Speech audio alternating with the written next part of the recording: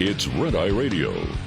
Gary McNamara and Eric Harley talk about everything from politics to social issues and news of the day. Whether you're up late or you're just starting your day, welcome to the show. From the Uniden America Studios, this is Red Eye Radio. Hello and welcome. He is Gary McNamara. I'm Eric Harley. How dare you, audience, interrupt our pre-show meeting as we open a Friday. That's true. The show did do that, didn't it? Where you and I were in a conversation, all of a sudden, all right, we got to put our headphones on, Eric. Yeah, exactly. We're 5 seconds from having to be on the air. Alan's throwing darts at us, so we need to... It's like, how inconvenient, the show getting in the way of our discussion. I know. It's like, what do you... Why does... Listen, audience, why do you make this about you? Well, station managers. You know, we were in a discussion yesterday about, you know, what has happened in the 24 hours since the horrendous airline accident. And I know for me it was a really interesting day. I'm telling you this, yesterday was impossible to keep up on all the news. Yeah, it was. It was one of those. I almost texted you before I went to sleep. Yeah. At about 4:30 and said, Eric, I can't keep up with it all. Yeah. Because I couldn't get, for example, it's impossible to watch all, you know, the hearings of everybody that's being nominated, and then hearing all the different press conferences, whether it was from Trump or the NTSB or the Skating Club of Boston, which was, wow. I mean, watching that was, you know, one of the most heartbreaking things that you could ever imagine. And I was going to text you, and I just said, no, I don't want to get a conversation going. I need to get to sleep. Yeah. But when, you know, and we were talking about Trump's comments and everything else on, you know, the DEI and the New York Times saying without evidence, you know, he's implying that DEI caused this accident, which he did not blame that. He questioned the departments and the DEI. Yeah. One of the things that,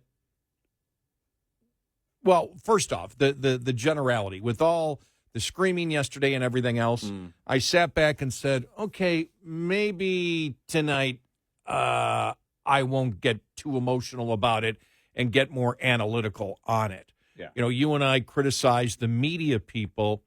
Well, first, for example, the head of the NTSB, I don't have her name here at the moment, but the questions were all, if you saw that press conference when, you know, she asked for questions, all the first questions, I think like 3 questions. What do you think about the president saying this? And she came to the microphone and she, you know, about the president speculating, and she looked and she just said, she communicated back, you guys are speculating. Her message was, you're speculating, everybody's speculating, we don't do that.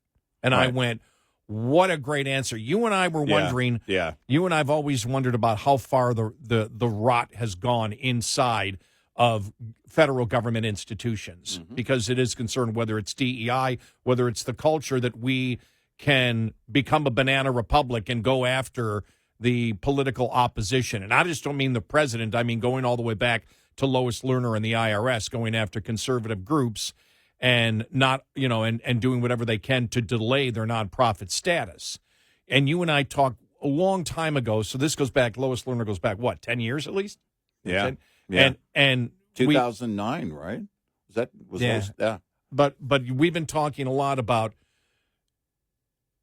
these aren't, and I remember when we brought it up, people went, whoa, we never thought about that. And we said, I don't think it's the conspiracy that we need to worry about. It's the culture that's being created by the left inside of government institutions that starts, a lot of it starts, we believe, in college campuses and in schools, where you have the left that has impressionable people, and they're in a closed atmosphere where they have complete control over what they dictate to them. And you've said many times that one of the things that happened with COVID, where parents were able to actually, you know, listen to their kids and what they were being taught, and they became furious because they didn't know those things were being taught, but the kid had the computer, and they heard the instructor saying things, whether it was, the DEI, critical race theory, whatever. But with all this screaming back and forth yesterday, and I will admit, the highlight of my day, politically, nothing to do with the airline crash, was two socialists going after each other about who took more pharmaceutical money. And when Robert Kennedy Jr. got Bernie Sanders screaming, "You took the most. You took the most. I took it from individuals." Well, the fact is that's not true, because if you took it from individuals, nobody would know what that individual does for a living. Mm-hmm. They may know their name, but you don't know what they do for a living. So he keeps pounding, and finally Bernie Sanders like, "Well, let's move on." Yeah, man, right, I thought that was just great, because you got to Bernie Sanders and said, "Don't sit there on your high horse as a socialist." And it was just interesting because another socialist. Yeah, it's a socialist horse, by the way. Yeah. The what? It's a socialist horse, too. The horse is socialist. You said high horse. The high horse he's on is also a socialist horse. But the fact is he had a back, because he tries to sit, Bernie Sanders tries to sit like above everybody, that because I'm a socialist, I don't take any money and I don't do this and I'm for the people. Right. It's like, it's a load of horse manure. Yeah, it's garbage. But I thought yesterday, I said, well, on second thought, let's just let all the screaming go. Let all the accusations and the speculation, let it all go. Go ahead, let it go. Bring it to the American people, because if you do it, by Trump doing what he did, and again, I don't think he explained it correctly. In fact, the advice I would give to the administration, and especially Trump, is start explaining what DEI is. Just don't say DEI. Right. Explain what it is. Right. Yeah, you got to get into the basis of it, because then DEI just becomes another, I don't know, hot potato word that people are throwing back and forth, and I know it's letters. I thought they were trying to spell in front of me. But the problem when you do that is that you assume that everybody knows what your problem with DEI is, and they don't specifically, and they really don't. It's why, for example, remember during the election, and Republicans would hit DEI, and then Mark Cuban would play stupid. Mm-hmm. Oh, well, why would anybody be against diversity and equity? And exactly, in inclusion. Right. So every time you mention DEI, you should talk about, I'm against DEI because of the racist component of it, right? And the racist component of DEI, and then go on to explain how the whole privilege argument, and you cannot build a community of cooperation when inside any government agency, when you are promoting racism, that racism drives everything. If you saw it yesterday, because you and I forgot what the issue was about a year ago, and I just said, oh my God, I hope they haven't made the NTSB woke. I forgot what the issue was. But when I saw them yesterday, they wanted nothing to do with any of that. Right. And they just said, because the reporters really, when they say, look, we're not going to give you any answers or any probable cause. Do we have information? Yes. But we wait till we get everything. Right. And I mentioned yesterday that if you ever watched Why Planes Crash, there's a couple of documentaries on it, and it goes through every single major airplane crash, going back to the 1950s. And you'd be amazed when the NTSB goes in and they thought, well, we thought this was probably it, It wasn't it. Right. Then they go, then we thought, okay, we were leading this direction. We thought this was going to be it. It wasn't that. Right. And then we went to this. It wasn't that. And so I thought it was wonderful how the head, she came out and I thought she was great. She was like, we're not going to give you any probable cause. We're not going to give you what we think caused the accident. Do we have information? Yes. But we verify everything and we go over it and examine it because we're scientists. Mm-hmm. That's what we do. Yeah. We're not in the political process. And you and I have always talked about that the NTSB is a one government agency, which probably over the last 50 years in this country, there is probably not a government department that has more credibility, not only in the United States and worldwide, than the NTSB. Right. But you've got to say things like, no, we're not going to speculate on that. And when the reporters were asking, well, Trump said this, and she goes, you guys are the press. It's all you do is speculate. Exactly. So, but, and that's what happens out there, Everybody out there speculates, and that's what's going to happen. That's the reality of it. We don't. Right. We don't do that. We don't speculate. They follow the evidence. They follow the science. They have to. And if you think about it, it's my dad following the Lockerbie bombing, Lockerbie, Scotland bombing. He said something to me, and I've heard it before, but when your dad says something to you, you really take note of it. A seasoned investigator, military police officer, taught law enforcement and criminal investigation. And the one thing, he never investigated a flight crash, to be clear. But the one thing he told me is there's always evidence. You just have to find it. There's always something. You have to find it. And when you apply that to the NTSB, that's everything. That's the entire thing. You have to collect all of the evidence. You have to collect everything you can to get to the cause. It's not always a crime. It's quite often, in fact, talked about it yesterday. It is by far, most often, human error when a plane crashes. Well, they have to get into exactly what happened, and it starts with the pieces, literally, the pieces of the aircraft.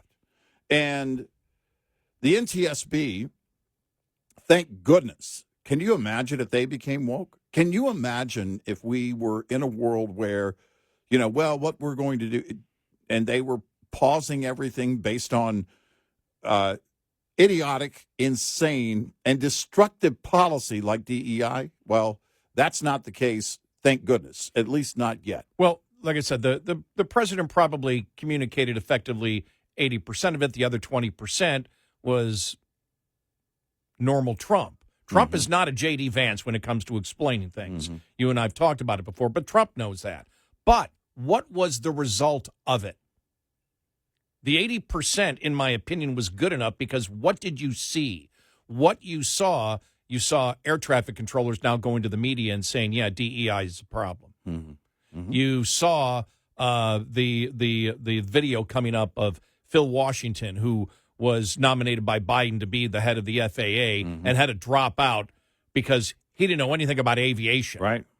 I don't know if he still runs it, but ran the Denver airport, was CEO. Right. But knows nothing really about flying, about airplanes. Right. Didn't know anything. And it was so bad where they had, basically he had to pull himself out of the running on it. And we'll play some of the audio. But that audio was all over the place. Right. So if what comes from it is the fact that Republicans now start promoting, and you have the debate, for example, when you had the New York Times reporter, and then who else was it that came out yesterday, when it was trying to blame Trump. Well, I didn't like it. I didn't think it was appropriate at that time while they're still pulling bodies out of the water. But go ahead, do it. Because then they deleted their tweets. They all deleted their tweets. They all admitted we were wrong in doing it. And so they lost credibility. But when it comes to, Trump never said this accident was caused by DEI. What he said was, that DEI has caused a problem inside the FAA, inside air traffic control centers in the United States. And then he pointed out the Republicans last year screaming about that.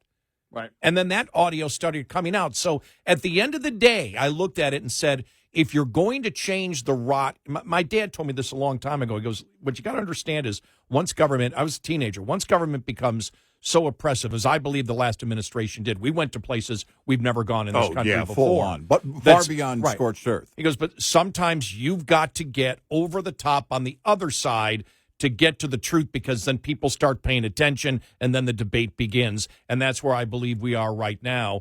And so I thought what happened yesterday, overall, you're having the debate, and that's what needs to be had. We have a rot inside the government of DEI, of believing that it's okay to become a banana republic and go after the political opposition, to make up crimes, to call other people racist, to destroy institutions by dividing them against one another.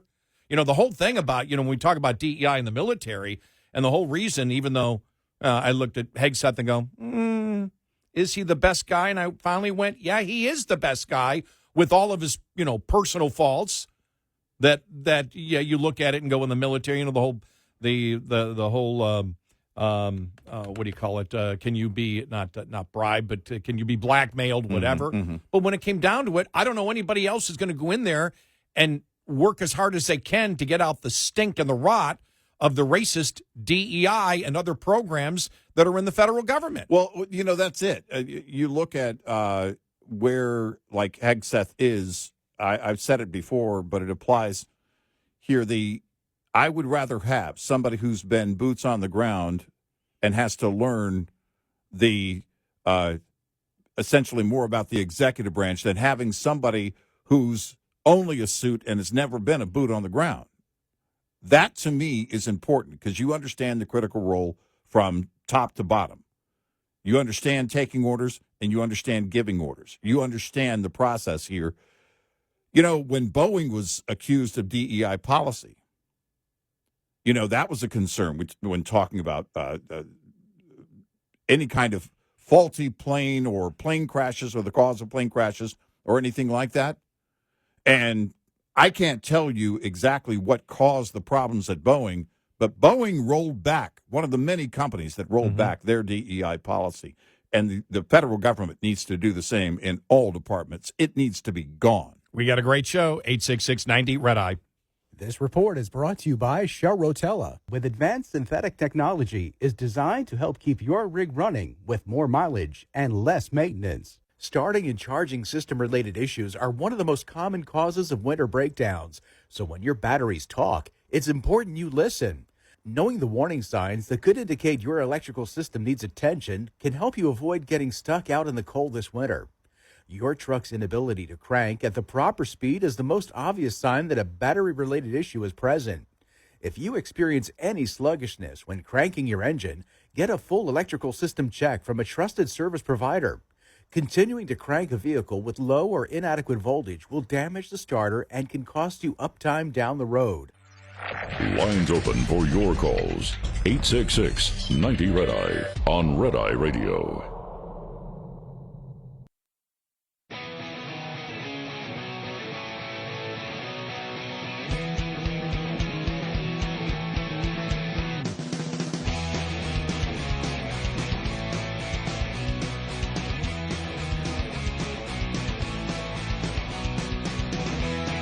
It's Red Eye Radio. He is Eric Harley, and I'm Gary McNamara.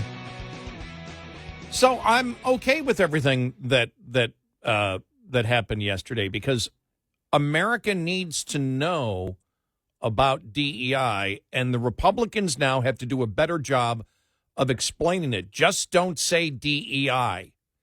Explain it. Find a couple of sentences to talk about the intolerance and the racism of DEI. And you cannot have that in any organization, and you cannot have DEI qualifications. If you saw the FAA, because that also came out because of what Trump said, the FAA qualifications and how they wanted to really dumb down even intellectual requirements to be an air traffic controller and accept disabilities of things that you can't have if you're an air traffic controller. Right. Hearing, sight, things like that. Right. I mean, you read it, you're like, well, this is a joke. Right. Well, Republicans have to bring that out. But I think Republicans need to stop just saying DEI and, yeah, as we said before, give a couple of sentences. When we talk about DEI, we're talking about this is what we object to, and then force the other side to argue it back because they can't. Mm-hmm.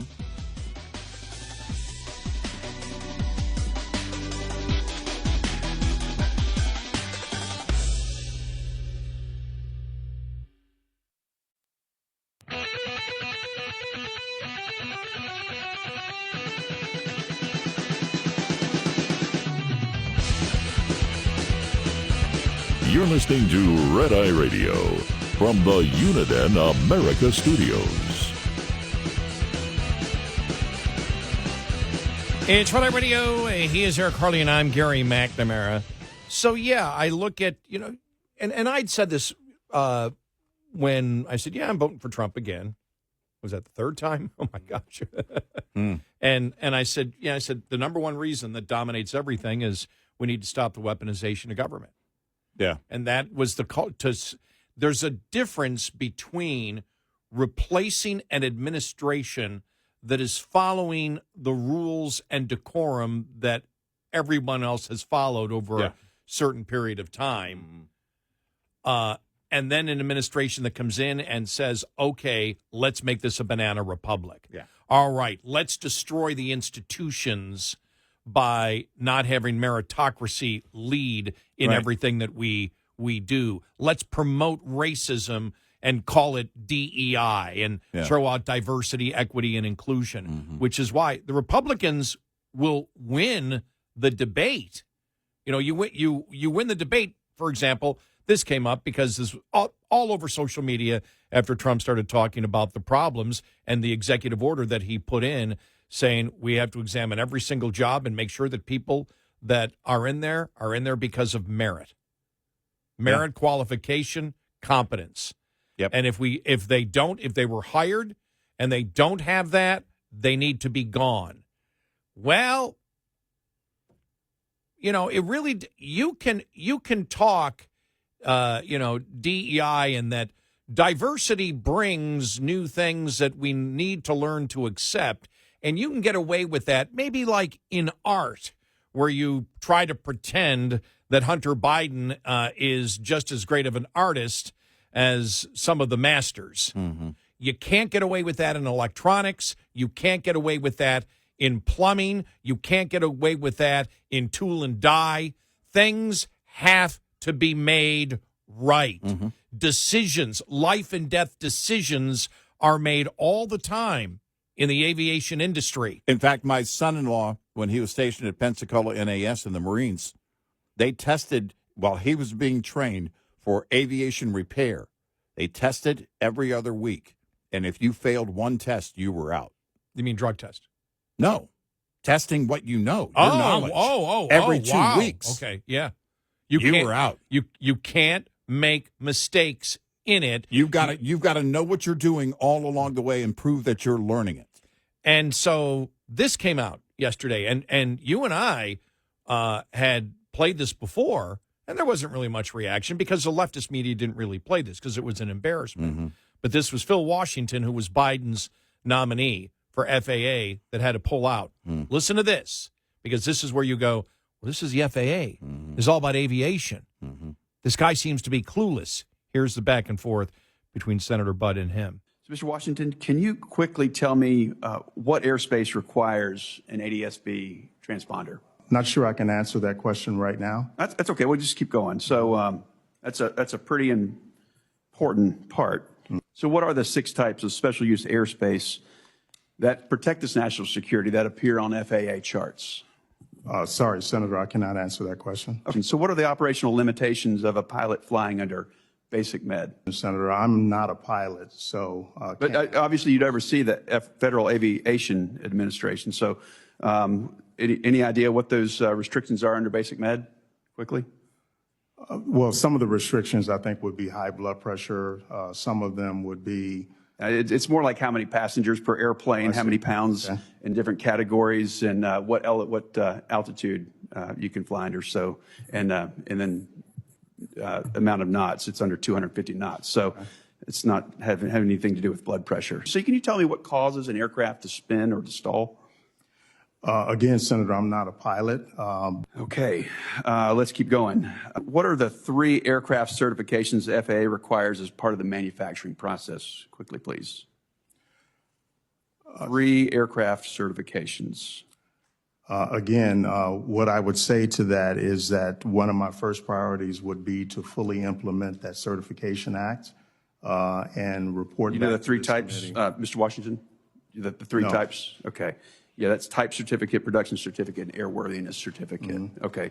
All right. Let's just keep going, see if we can get lucky here. So can you tell me what the minimum separation distance is for landing and departing airliners during the daytime, Mr. Washington? I don't want to guess on that, Senator. Are you familiar with the difference between Part 107 and Part 44809 when it comes to unmanned aerial standards? Unmanned like drones. Are you familiar with the difference? Yes. Okay. You know the difference between those two, Part 44809 and Part 107? Do you know the difference there? No, I cannot. And that went on for a while. You and I remember that because we played the audio. This was then Ted Cruz, and at this particular hearing. Here we go. You ever flown a plane? Thank you for the question, Senator. No, I have never flown a plane. So you weren't a military pilot or a commercial airline pilot? No, Senator. Have you ever worked for an airline? No, Senator. Have you ever worked as an air traffic controller? No, Senator. Have you ever worked for a company that manufactures airplanes? No, Senator. Have you ever worked for a company that fixes airplanes? No, Senator.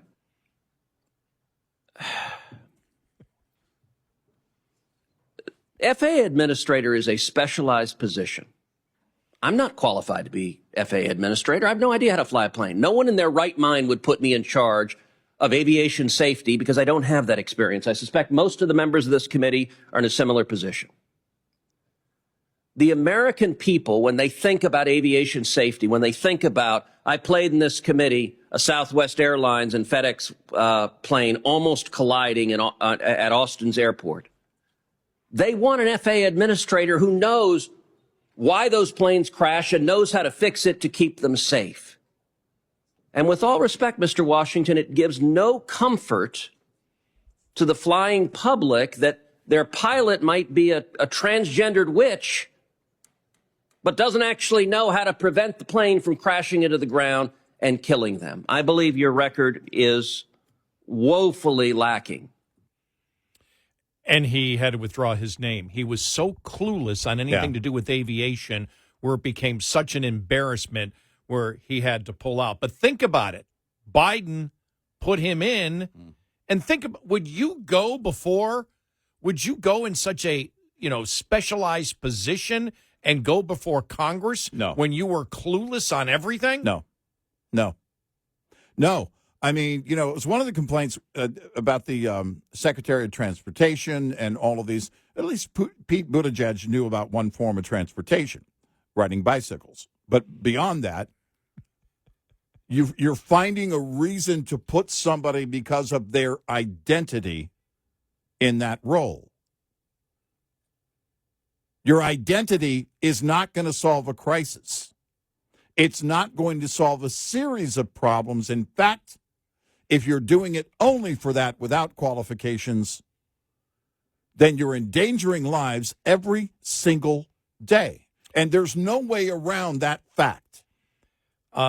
We now know that the air traffic control tower was understaffed. Right. We know that. Yeah.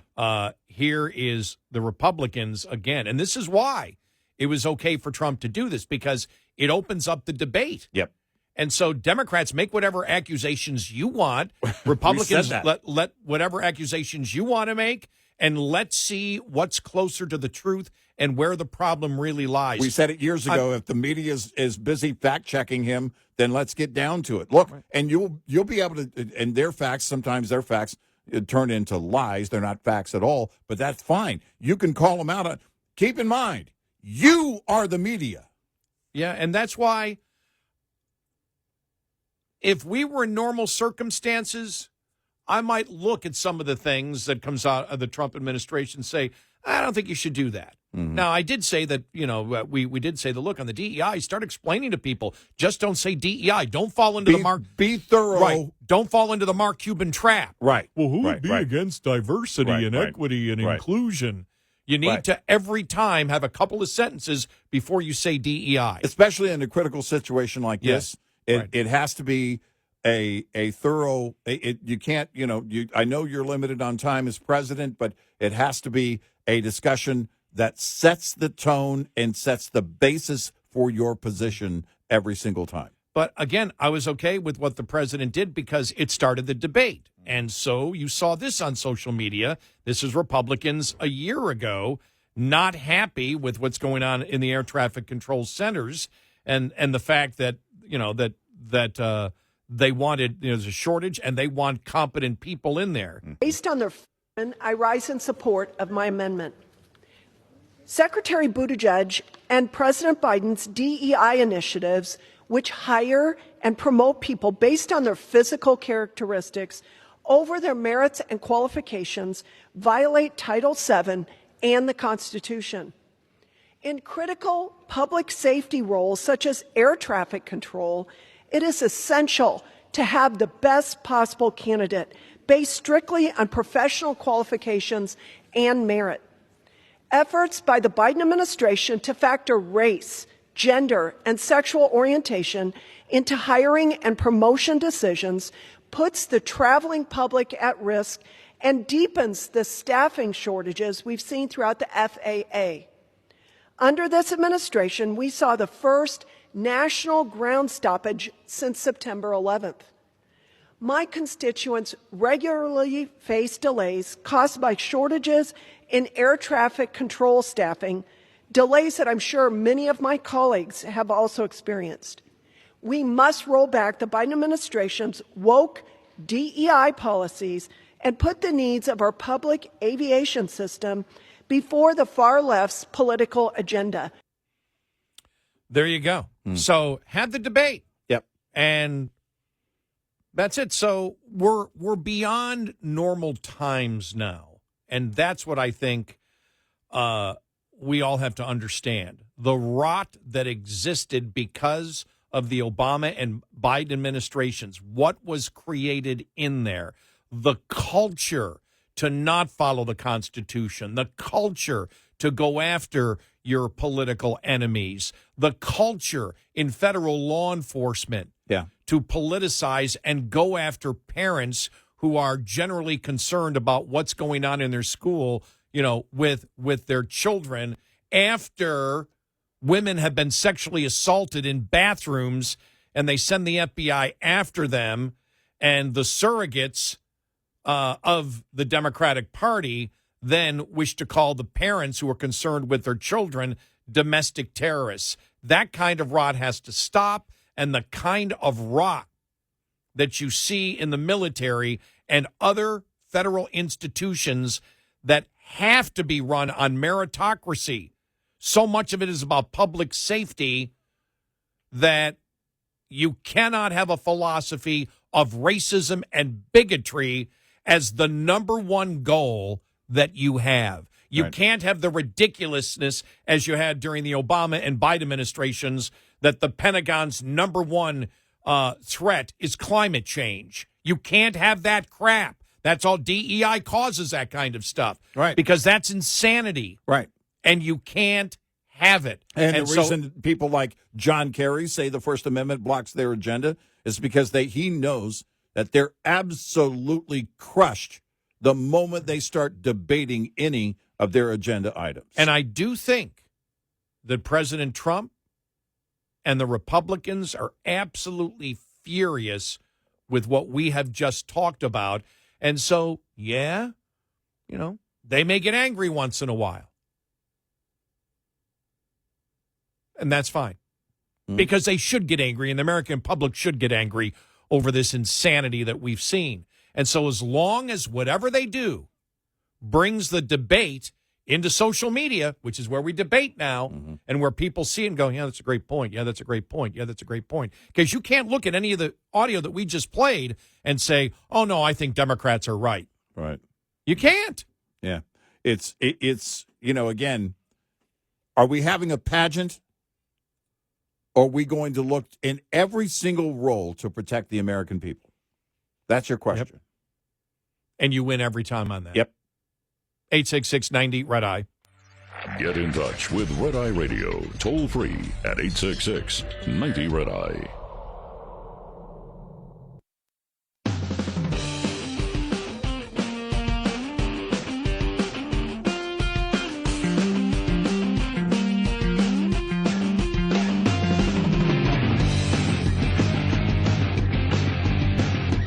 It's Red Eye Radio. He is Eric Harley, and I'm Gary McNamara.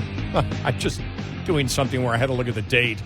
It's the end of January. January's done. Yeah. It's like, what? Seriously. It's like, I saw that now. I'm like, what's going It feels too like quickly. I drove past a business. Now, it's a business out in the country, so they kind of get a little bit of a break.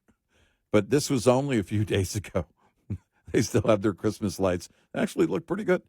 Still have their Christmas lights up along the rim of their building, you know. But it's an agricultural business, and they're out, you know, again, out in the country. And I thought to myself, yeah, but we're coming up to the end of January. That's when you're going to lose that flexibility. You got to get those lights down. But, yeah, I can't believe it. Wow, January 31st. Here we are.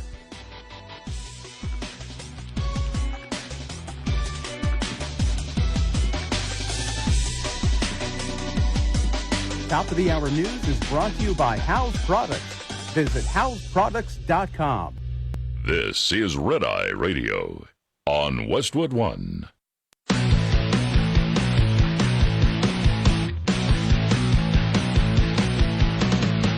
Now, it's Red Eye Radio. Gary McNamara and Eric Harley talk about everything from politics to social issues and news of the day. Whether you're up late or you're just starting your day, welcome to the show. From the Uniden America Studios, this is Red Eye Radio. All across America, we are Red Eye Radio. He is Eric Harley, and I'm Gary McNamara. Good morning.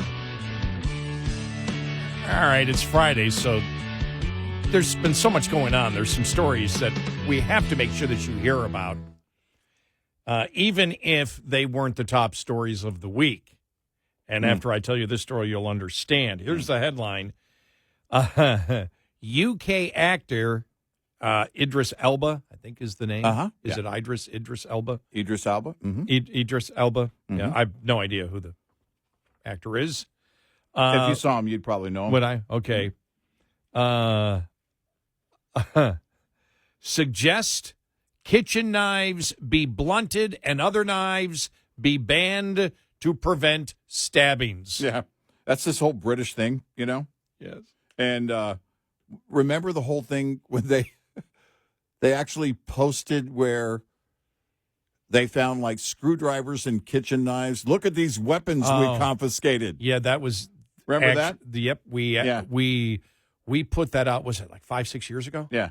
I'll never forget that. It was like we thought it was the Babylon Bee. Well, we really did. It was a police department in Great Britain that put out, we've confiscated these weapons off the street. It was like a screwdriver, a wrench. And I thought it was either the Babylon Bee or somebody on social media somewhere here in the States that made it up, that it wasn't true.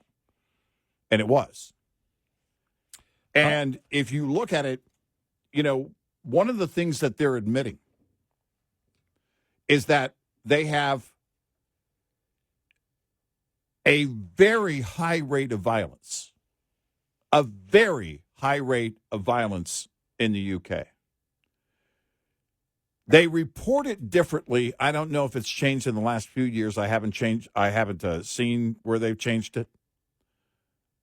But as of a few years ago, they were reporting like if one person stabbed multiple people in an incident, they considered that to be one crime, one incident. And actually here in the States, we categorize each of those stabbings, each of those victims differently. Because, well, we're supposed to focus on the victims. Not everybody does, but we're supposed to. And they, you know, all the gun grabbers over the years, well, look at other parts of the world. Look at other parts of the world. They don't have what we have here. It's extremely violent. And they admit this when they go through these things of, you know, that's, well, people are using screwdrivers, there are thugs everywhere in the UK. You have here, because he's doing a documentary on knife crimes in the UK. Mm-hmm. So the truth is that kitchen knives are perhaps 25% of the knives used in the most terrible crimes. That's one of the stats in the film, and those kitchen knives are usually a domestic situation. So kitchen knives, of course, it's very difficult. They're a domestic knife. He added, I do think there's areas of innovation that we can do with kitchen knives. I hate to say it. Not all kitchen knives need to have a point on them. That sounds like a crazy thing to say, but actually it would reduce, it would still cut your food without the point on your knife, which is an innovation to sort of look at. In a country in crisis, I'm sorry, but yeah, you've got to look at blunting kitchen knives. He also suggested that other knives should be banned. I think all sharp things should be banned in the UK, including mines. I don't know what you do. I don't know what you do about a screwdriver. I can see the debate from the knife-controlled people. Well, I don't know. Maybe we need to get rid of the Phillips screwdriver because that has more of a point on it. And so if we just got rid of the Phillips screws, well, then we could save lives. No. You're not thinking big enough. Okay. We need to outlaw fixing things. Okay. It's the behavior. See? It's the behavior. I mean, most of my honeydew list would go away. I actually have an Eric do list. My wife doesn't even get involved. It would simplify things and only professionals. See, this is where they go with guns. Only the military and police officers should have guns. And by the way, over there, they don't even care if police officers have guns. So DEI and DIY have to go away. Exactly. DIY policy. Right. And by the way, I almost quoting Steve Martin from Planes, Trains, and Automobiles. If you're going to have a knife, have a point. And somebody's going to say that, though. Yeah. Only professionals should carry these tools. Only. So you have to hire a chef. You have to come in and you have to get a permit to get anything fixed because of the screwdriver. And by the way, we're not making that up. Right. That the police department will never forget that. It was like they posted it was Twitter back then. Mm-hmm. They posted, look at the weapons, the dangerous weapons we've taken off the street. And it looked like a lot of our garages. Yeah. That's what it looked like. They were all tools that you had in the garage. And it was like, we took these weapons off the street. It's like. Oh. Remember the one, it was here in the States, I think, where they claimed a student had a weapon and they found a baseball bat in the trunk of his car at the school. A baseball bat. Yeah, I remember that, yeah. Here's the thing. Do away with cars. Now, in the UK, they would love this, too. Cars can be used as weapons. We've seen it happen. Well, it's you were able to conceal that weapon in a car. Right. Mm-hmm. And if you wanted to use a car to plow through a mob or something like that, that's been done by terrorists. Yeah. So that's a weapon. Tell me what couldn't be used as a weapon. Making a fist should be outlawed. A feather. Nope. You asked what can't be used as a weapon. Nope. I know a guy that can kill you with a feather. It's a fact I'm making up for this argument, but I'm telling you right now, he can. I just realized I was wrong. Mm-hmm. Feathers can be used in tickle torture. Well, and you find somebody who has a feather allergy, and it's over. Unless they have an EpiPen, it's a sure thing. Feathers can be in pillows, and you can suffocate somebody with the pillow. I'll tell you this. They can take my feather pillow from underneath my huge, dead, cold head. It's an insane approach to the wrong part of the problem. The problem is about why the violence is happening and about what you do about the violence in terms of incarceration and punishing people and going after people and making it a highly serious crime. They've got a lot of things to learn there in the UK. Hollywood, I don't know if he actually lives in Hollywood, but he works out of Hollywood, Idris Elba. There's talk of him being a James Bond at some point. Oh, really? So I would recognize him if I saw him. Okay. Probably. I don't know what you watch. What do I know? If he's not on HGTV, maybe not.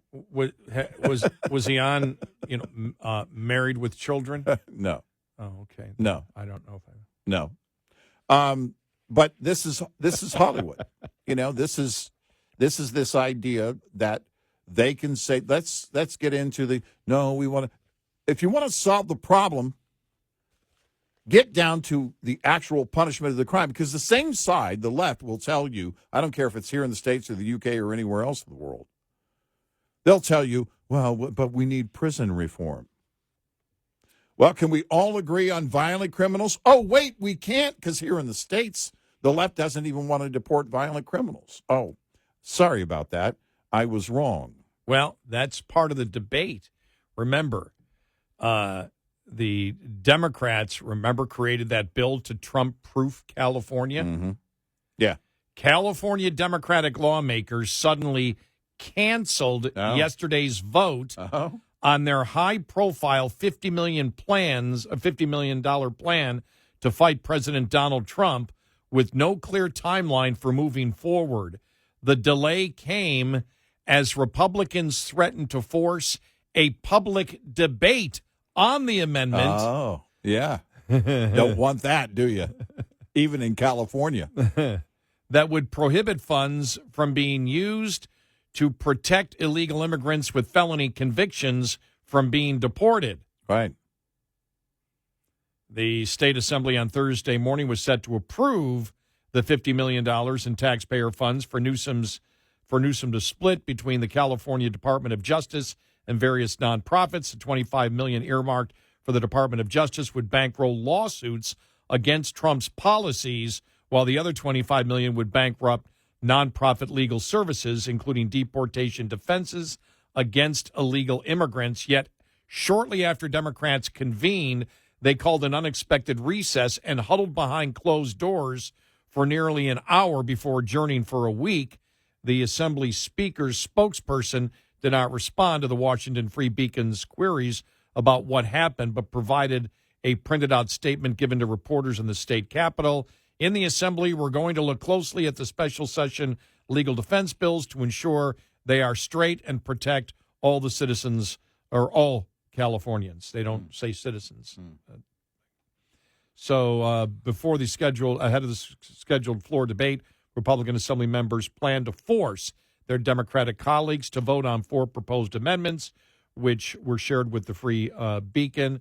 They plan to introduce an amendment that would have barred any illegal aid money from funding the deportation defenses for illegal aliens with federal convictions, according to Assembly Minority Leader's office. And that was the problem, that they were going to force the Democrats to actually debate what they were passing. Yeah. And the Democrats knew that it would work against them. As I said before, you had John Kerry talking about the First Amendment blocking their agenda. In other words, if they could just shut down free speech, they wouldn't have to debate anything. Yeah. And that's their problem. They can't. I want to play this audio, too, stories that we have to get to. The DNC chair forum was held yesterday. It was on MSNBC, trying to pick a DNC chair. Mm-hmm. Every single one of the candidates for DNC chair blame the loss of Kamala Harris in 2024 on racism and misogyny. Let me play this audio cut here so you can hear it. Okay. Here we go. In this round, so I'm going to I have a show of hands. How many of you believe that racism and misogyny played a role in Vice President Harris's defeat? Okay. So that's good. You all passed. That's why they're going to continue to lose. Yep. That is not a long-term strategy. But Nope. every member of the DNC that was running for office, and you could see almost, I saw every hand go up that you could see in the camera inside the audience that was there, that racism and misogyny was one of the reasons that she lost. Right. And as long as they can't get by that, as long as that's what they lead what they lead with, instead of understanding that the American people looked and said, we don't care what your color of your skin is or whether you're a man or woman. Right. You suck on the issues. Well, and it keeps them, they keep themselves, in fact, California, again, a great example there, from actually debating the issues. Well, that was in California there. No. I mean, the story you had before. Right. Remember that one? Yes. Yeah, okay. So they can't even debate the issues. If you can't debate the issues and you're still screaming racism, where do you go with that? All you're doing Nowhere. is they've proven time and time again, not only can't they debate them, they don't have the will to ever debate them. There's no way it's going to happen as long as their agenda is in place. Is their agenda going anywhere? Nope. Nothing is going to change on the left. Nothing. And this is, again, these are prime examples as to why they lost, and they can't see it. I don't get it. I don't get it. I don't know how they are so blind. I do. It's what they believe. They're delusional. Right. They don't. There's no other way to explain no, it. It's like when Harris embraced all the major points that Trump was making, and she was trying to sell that she would be tougher on the border than Trump. Yeah. She lost because the Democratic Party didn't want to hear that. Right. They knew it was fake. They knew she didn't believe that. They believe in this insanity. There's no other way to look at it. No. And they cannot promote common sense legislation because they don't believe in common sense legislation, because I do believe they're about chaos. They don't. I believe they hate America, and they will do anything to destroy America from within and from their party. Yep. Well, they're doing it. They're trying. They keep trying. 866-90 Red Eye. Brought to you by FPPF, Fuel Power Max. Just because idling is common doesn't make it smart. Idling a diesel uses about a gallon of fuel per hour, which can cost you about $180 per week at $4.50 per gallon if your truck idles 8 hours a day. Idling easily can cost you a few thousand more in fuel alone per year, not including the added engine maintenance expense that results from excessive idling, harder on your truck's engine than highway driving. In addition to operating costs, many governments impose no idling laws and regulations with fines as high as $25,000. Instead, there are many alternatives: an extra blanket for cold temperatures, window screens for when the weather is warm, bunk heaters, and various auxiliary power unit options abound in this day and age too, many powered just by batteries. Otherwise, diesel and gas gensets burn far less fuel than your truck's engine. Research options to find your fit. Owner-Operator Business 101 is provided by Overdrive's Partners in Business program. Go to overdriveonline.com to the Partners in Business section of the website for more details on this and many other topics. Brought to you by Shell Rotella. With advanced synthetic technology is designed to help keep your rig running with more mileage and less maintenance. We'll be right back with more Red Eye Radio with Eric Harley and Gary McNamara.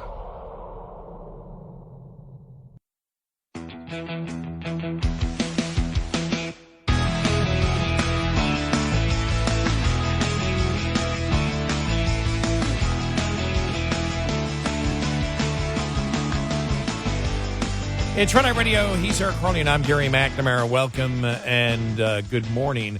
We'll have more audio coming up from the confirmation hearings yesterday. Also, a former air traffic controller that was making the rounds yesterday and saying that the air traffic control system has been under attack through DEI and the FAA, bowing down to Obama.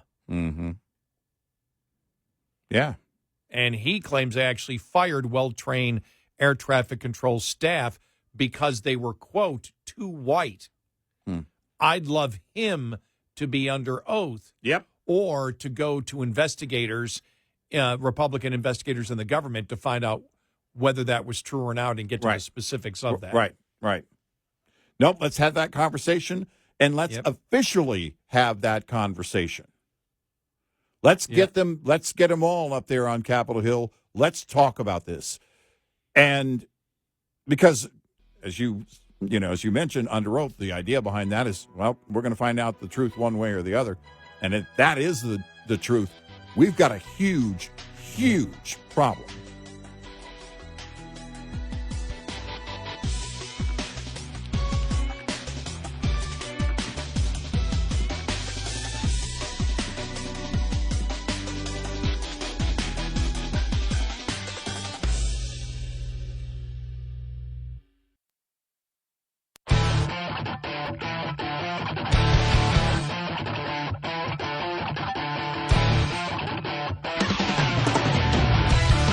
Catch all 5 hours of the show live every night on the Red Eye Radio app. Available in the App Store. Red Eye Radio. And he is Eric Harley, and I'm Gary McNamara. Welcome and good morning. Thanks so much for being here. Download our Red Eye Radio app today. We stream our show. After the show's over, it becomes our podcast. We record the show, and that's what becomes our podcast, so you can listen during the day. And thank you for listening. We greatly appreciate it. I want to play this from the NTSB yesterday, and this reporter asking a question that if it hurts the investigative process into the aircraft cache, to have Trump suggesting possible causes. Here's the response of NTSB Chair Jennifer Hamady. Sir. Hello, Sir. Tom Kamala with NBC News. Does it hurt your investigative process, maybe for the chairman, does it hurt your investigative process to have the president already suggesting possible causes here as you try to keep an open mind and begin this investigation? Tom, with all due respect, I think the press also likes to state what probable cause is before we get to the probable cause. So what I'm going to say is you need to give us time.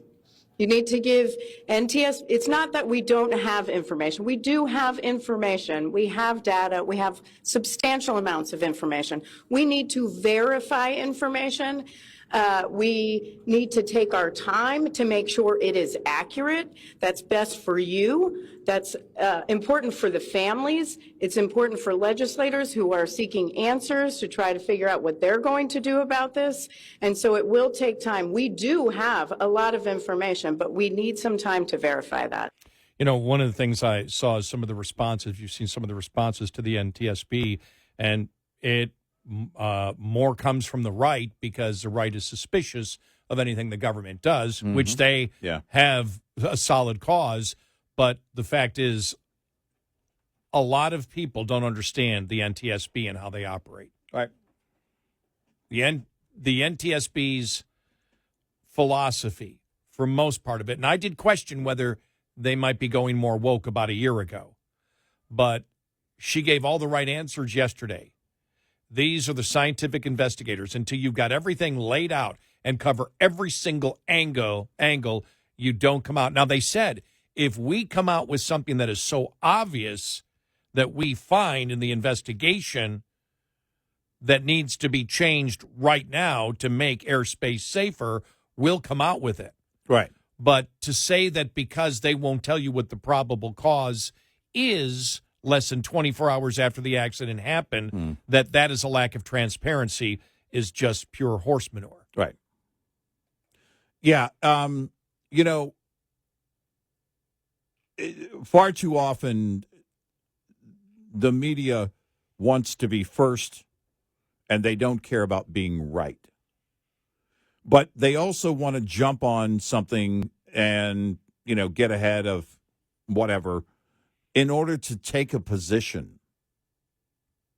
In a situation like this, there is no position. It's either good policy or bad policy. It's either a dangerous situation in terms of personnel or faulty equipment or a number of things in any situation like this, generally speaking, not this specific accident. So when you're going through this process, there's the truth is the only thing that matters. You and I've always talked about the fact that our goal is never to be first, right, with an opinion. Right. It's to be right because we have enough evidence, enough facts to make our point completely solid. Right. You and I remember when the Sarnia brothers were going through Massachusetts and the police were chasing them. And a couple of names came out all over the internet. This is who these people are. Well, we couldn't get that verified anywhere. Right. And that story was breaking before we went on that night. You know, so we were aware of it when we went on, and we got hammered throughout the show. Well, it's this, it's that, it's that. Yeah, we got hammered for having a lack of transparency and not wanting to tell our audience the truth of what was going on. Right. Well, we still couldn't verify it when we went off the air, and we found out later, you know, because they didn't know it was the Sarnia brothers. Right. You know, that name wasn't out there. Right. And the names that were out there were completely bogus. Completely. And we had phone calls coming in left and right. The names are out there. Why are those guys? They claim they're transparent. They're telling us the truth. They're not telling us the truth. Because we couldn't verify it, and we were correct not to put out names that weren't correct. Well, you go back to the reporting on the Aurora, Colorado shooting and Brian Ross at ABC, who the morning after the shooting,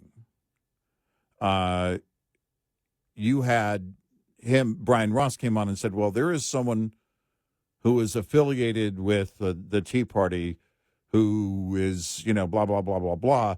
And he pointed to this webpage, this somebody's social media site. It turned out that wasn't the person. You start throwing names out there. And by the way, during that Sarnia Brothers thing, people were throwing names at us. They email and messages.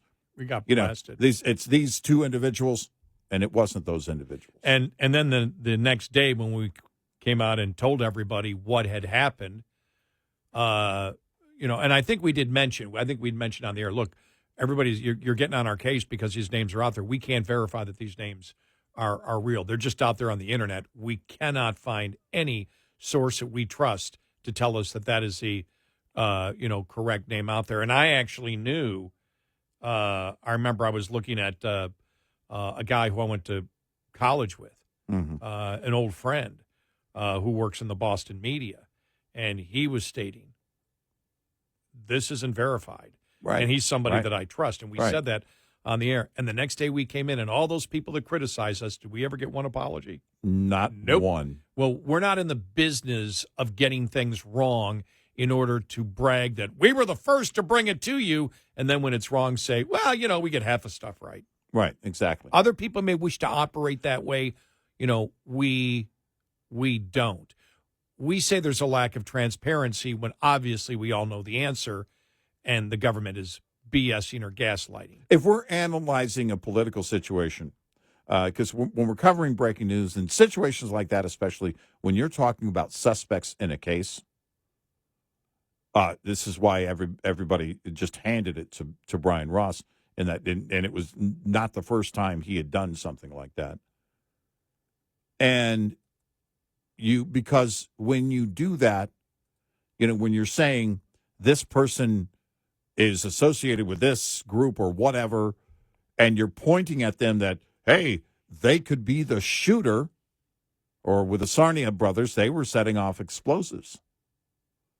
These could be the terrorists they're looking for, and it's not them. Well, what about the people that you just pointed at? You're creating a very dangerous situation by doing that. Now, we can break down, like when we started doing it right away in 2017, the Russian collusion hoax. We had a lot of questions. Things didn't add up. You want to go back and forth and go through all those questions, especially when Sarah A. Carter and John Solomon, they were both at Circa News at the time. They were bringing documents, and we said, okay, this is something you want to do. You know, you got documents on a case, and they were making some points along the way, and we were thinking, okay, this is the kind of reporting we're looking for. And then, you know, again, points that were being made by the then former administration, the Obama administration, and things that were happening, and the Russian collusion hoax as it was all coming together, eventually having Robert Mueller assigned as a special prosecutor, didn't add up. And something like that, it deserves that kind of scrutiny. But we're not looking to be the first in reporting on something like that, especially when you're pointing at someone and you want to, and in those moments throughout that night, people were angry that we weren't naming the wrong people. Yep. And when it comes to airplane crashes, that's why I suggest and will continue to suggest one of the documentaries, Why Planes Crash. Mm-hmm. Because what they do is they go through, and that series went through every single plane crash. I actually went back because I remember it's one of the first ones I saw all the way back to 72 and the Eastern Airlines flight that, you know, crashed in the Everglades. Mm. And they're going, well, it can't be this. Well, why did this plane? And it was something where they had a landing light, a landing gear light that wasn't coming on. And they were so focused on that the pilot actually moved and hit the yoke, which is the steering, you know, the control mechanism, like it looks like a steering wheel, and it shut off the automatic pilot. Mm-hmm. And the plane just slowly went right into the ground, and they never noticed. Right. And you sit there and go, how can that happen? Right. And they were like, well, that can't be the case. Something else had to happen. Mm-hmm. But when you go through all the different cases that they covered, and I think I've watched every one, which would be every single major airline crash that's, you know, probably happened since the 1950s. And you find out, it's really amazing watching it when they went, yeah, well, you know, behind the scenes, we thought this was probably the cause, you know, which is probable cause. And we were wrong on that one. Yeah. And it led us to this. We go, it must be that. Well, it wasn't that. Then it led us to that. It wasn't that. And then finally, we didn't know for a while. Then somebody brought this up, and we realized, no, this is what it is. Yeah. These are complicated machines, and there's a lot of things, a lot of variables that go into it. And so the NTSB is saying, we don't want to be like, we don't want to be, that's what I got yesterday. We don't want to be what society has become, which is everybody speculates. Nobody is accountable when they get it wrong, but we are. And we're not going to get it wrong. And they talked about their history. And again, maybe there's been a change in the last 10 days because we had questioned whether the wokeness got and the DEI got to the NTSB. And I can't remember what the case was about a year ago. And I remember you and I talking about it. I just wish I could remember what it was. But yesterday they gave all the right answers. That's what you want. You want the people. We're scientific investigators. Mm-hmm. That's what we look at. We're investigators, and nothing else matters. It's like you and I talked about, what's his name? The former FBI head who wrote The Higher Loyalty. James Comey. James Comey. Mm-hmm. And you and I, the first thing we said is when we saw him the first time talk, we said, he's not an investigator. He doesn't talk like an investigator. Right. And you can watch, if you want to see how investigators talk, watch any cop show. They have their own language. Right. In fact, I've been watching a lot of cop shows here lately. Actually, documentaries. I'm talking documentaries, right. With actual police officers and investigators and agents, and they have their own language. They talk in terms of all of the critical elements involving and the process involving an investigation. And Comey didn't talk that way. No, he didn't. And that was the first thing that we noticed. We said there's a certain mindset you have to have as an investigator. Right. That's what I saw yesterday. And, right. and that has been the history of the NTSB for the vast majority. Like I said, I can't remember the one thing last year that made me question it. I just don't remember. But when you see the history of the NTSB and then you watch these shows where they break down automobile accidents and you hear from these NTSB investigators, a lot of them are former NTSB investigators going through it, you can sit there and go, the only thing that's driving them is the science behind, what might have caused this, And then they get into things like staffing level, where people trained, what was the background, and they talked about this all yesterday. They go through the background of everybody, anybody, the air traffic controllers, the pilots, anybody involved in it. They go back to the history, the drug testing, everything else gets to be put in there. And like I said, sometimes, remember the Egypt Air, where they said, sorry, this was suicide, and Egypt said, no, it's not. You've got it wrong. They go, no, we don't. This is what it was. Right. And, we believe, I believe them. And then the other one that went a little later, remember when the fuel tank of the 747 blew? Oh, and yeah. people thought it was terrorism? Right, yeah. And then they accused the NTSB of, hiding that it was truly terrorism. Like, here's the evidence. Right. Debate the evidence. Right, exactly. This is the evidence. It's all about the evidence. And nobody could, and then that went away. Yep. Remember the whole thing about the missile being fired from an American ship to take down one of them? Right, yeah. I go, that's completely bogus. Right. But that was all over the place. 866-90 Red Eye. Coming up, more with Gary McNamara and Eric Harley. It's Red Eye Radio.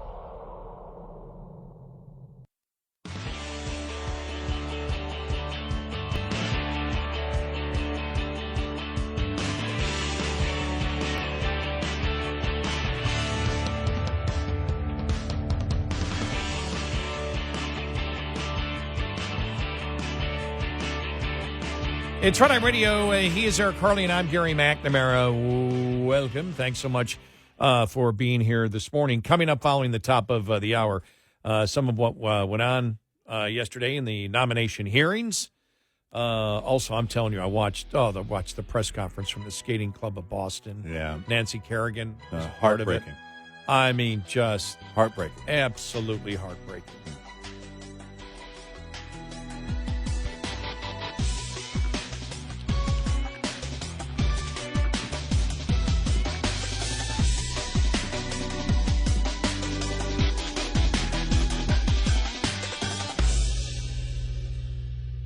This is Red Eye Radio on Westwood One.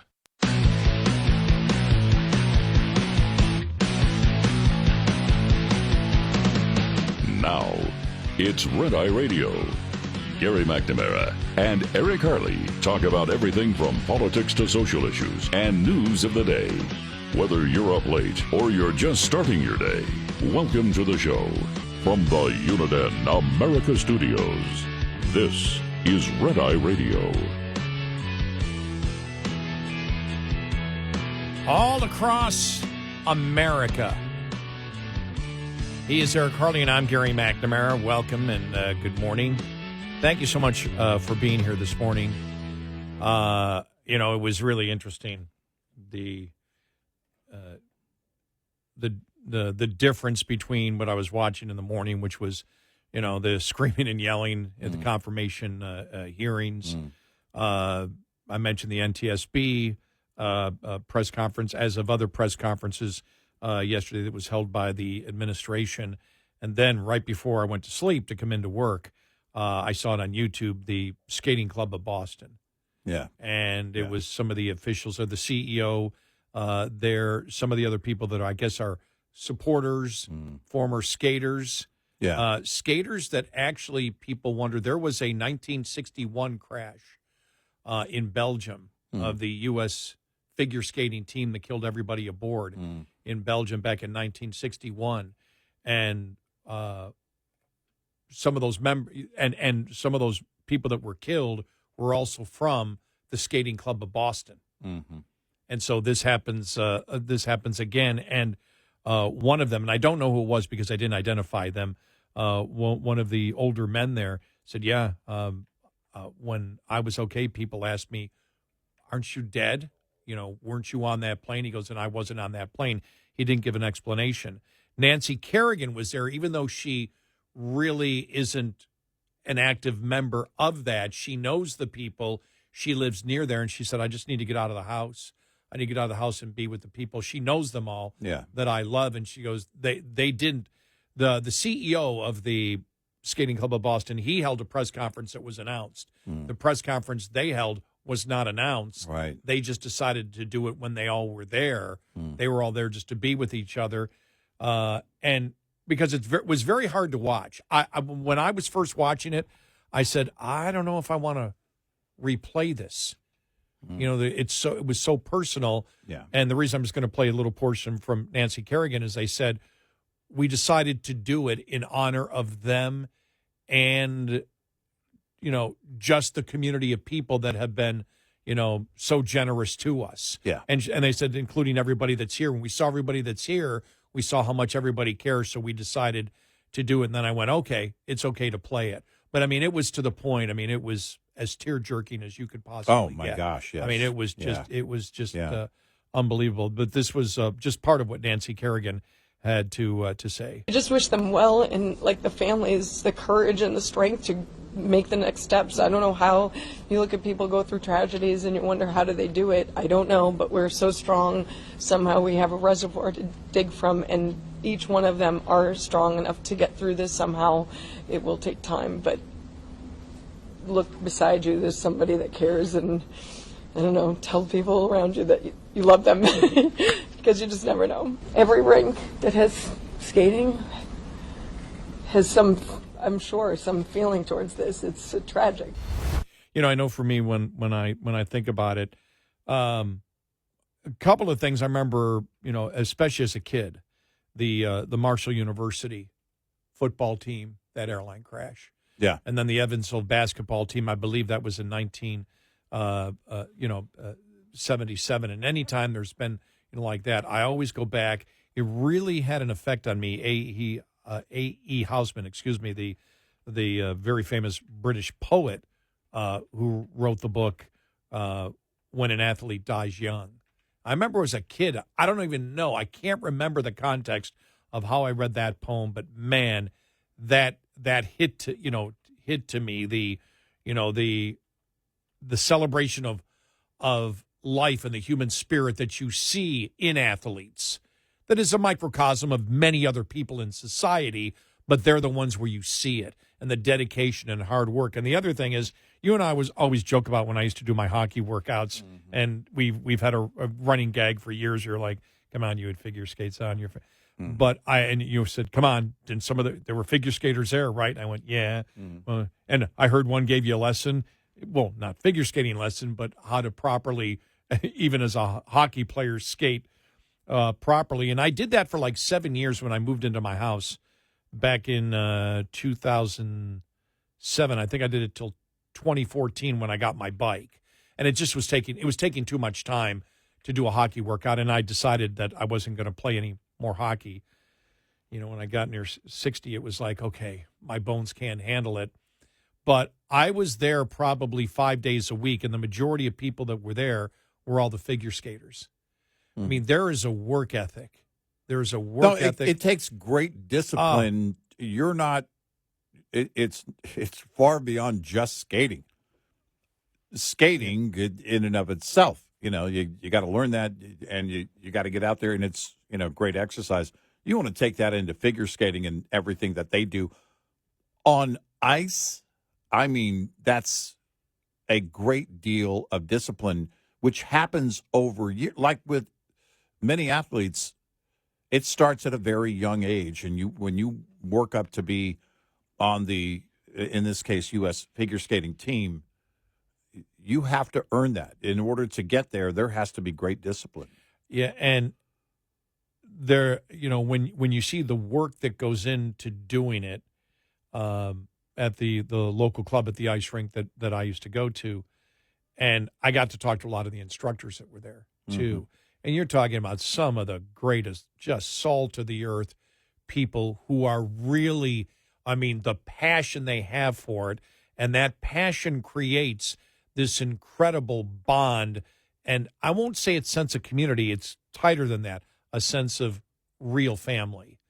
And you got that out of that press conference yesterday. Well, you're really, and I think the reason is because it requires the family of any skater knows, in order to enact that discipline, it's going to require the family. There's going to be family involvement. It takes family support.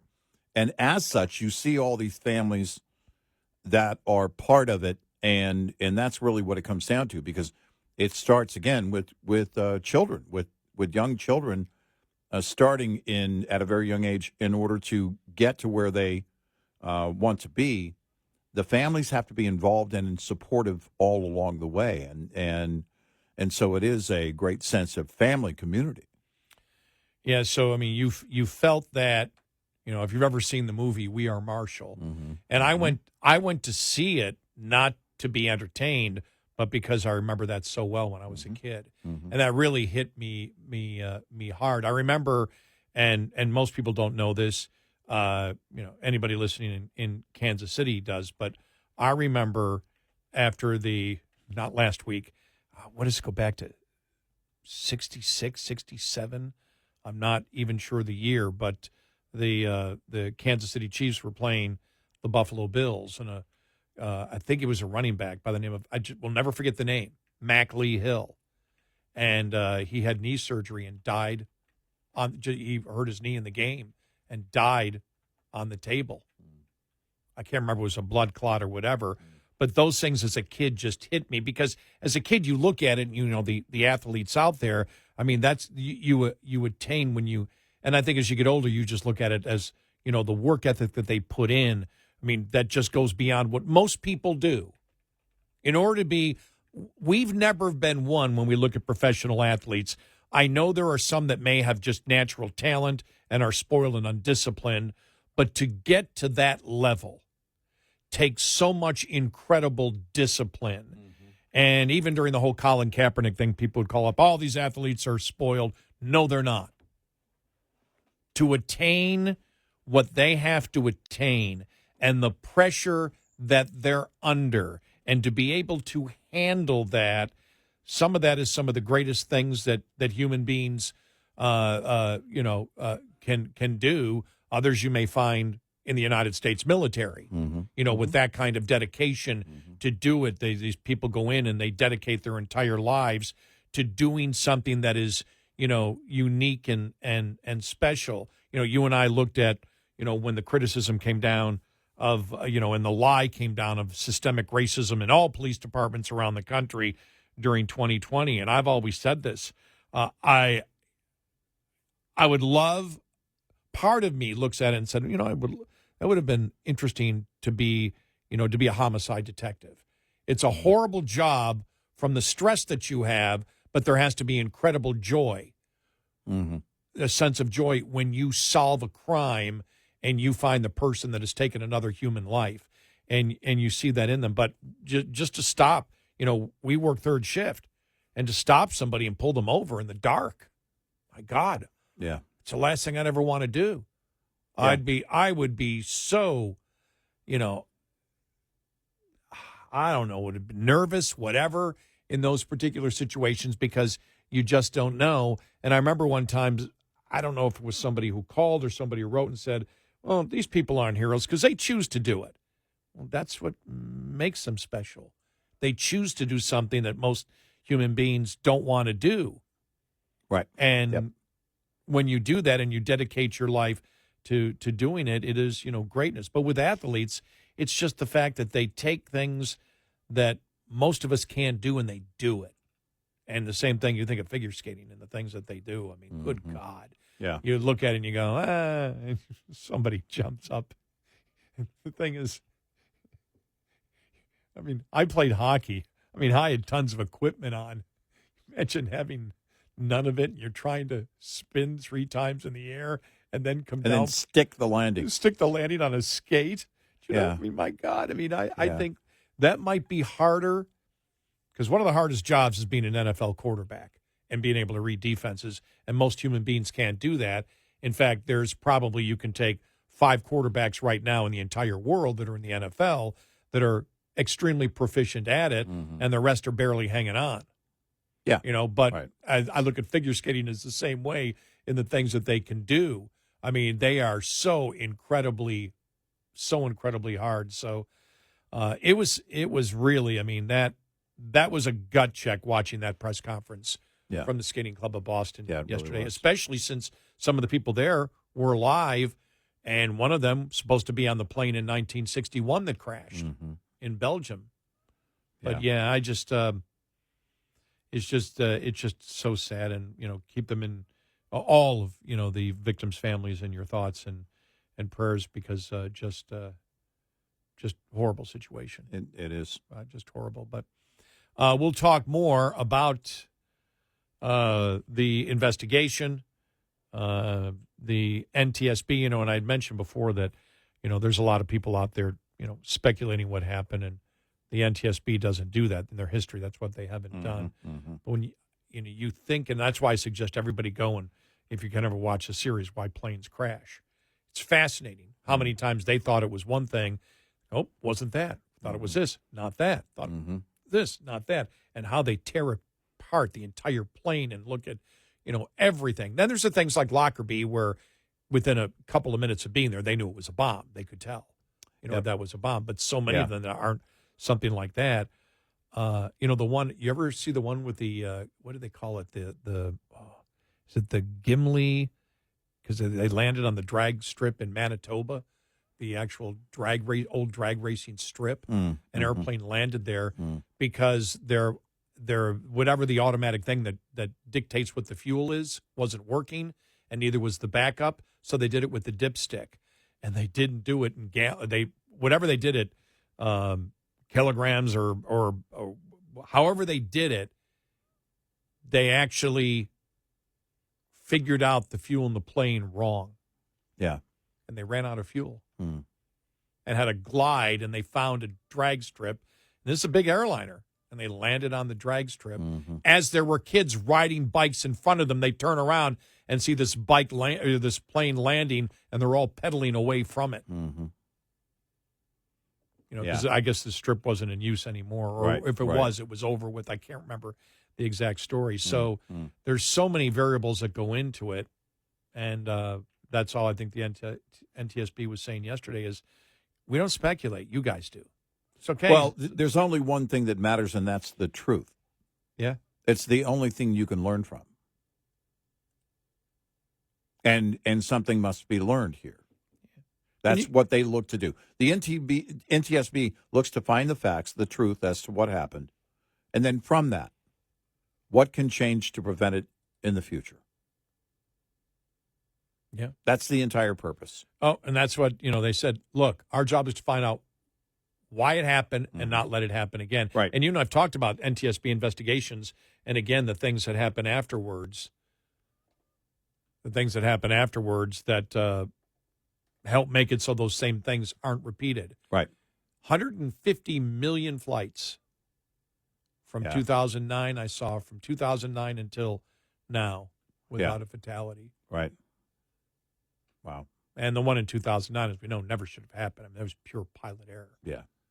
The Colgan air crash. That's a crash I've studied because it happened not, as I've said, the restaurant that we go to that everybody knows, Marty's, happened 2 blocks from Marty's, less than 1,000 feet away. And every time we go there, we go by the crash site. We look at it. It's right between two little – you cannot believe how small that crash site is because the plane stalled and came straight down. Yeah, right. Completely inexcusable. Should never happen. Right. Never. Right. And so, again, they'll find out, what it is. This one they'll solve. Yep. This one, and they solve the vast majority of them, but this one they will solve. Yeah, they will. 866-90 Red Eye. Lines open for your calls. 866-90 Red Eye on Red Eye Radio.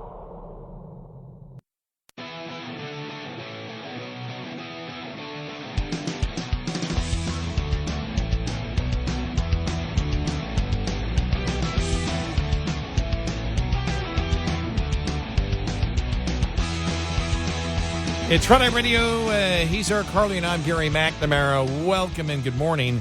Coming up on the bottom of the hour, we'll have some audio from Kash Patel, who looking to become the FBI director. We'll have that for you. Some interesting moments there. Also, Tulsi Gabbard. You saw they asked her the question. She didn't answer. She was asked the question. Do you believe Snowden was a traitor? Yeah. She didn't answer. She didn't say yes or no on that. But what she did say is, no, I would not drop charges against him. And that was one of the things that we had. And whether it's Glenn Greenwald, because they say it's idiotic that they ask her that question, it's not, because Glenn Greenwald has it wrong. He's got it wrong that, out of what he did came some information that Americans needed to know about surveillance of, the intelligence agencies of the United States, but he didn't do it for that reason. Right. And the vast majority of the material had nothing to do with that and help enable both China and Russia to give them top secret military things that even affected, we talked about it yesterday, the Israeli stuff with MI6, how they had to pull people out. Yeah, it was Mark Warner that basically started that line of questioning on that. It was making those points against her. Look, those are things that... I mean, United Kingdom, I said Israel, MI6. Those are things that as a director of national intelligence, you're going to have to... All these things have to be paired out. Now, her reply in that setting was, as you alluded to, he broke the law. I don't agree with this. I don't agree with that. It's okay. It's, we had that conversation back then. Hero, hero, hero. No. Learning the information, getting the information was a positive.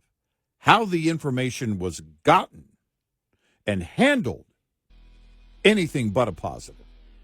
And we could have gotten to the same place if he had been an actual whistleblower.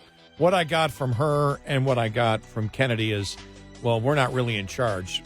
Trump is. We do what Trump tells us. Yes, on both fronts, yes.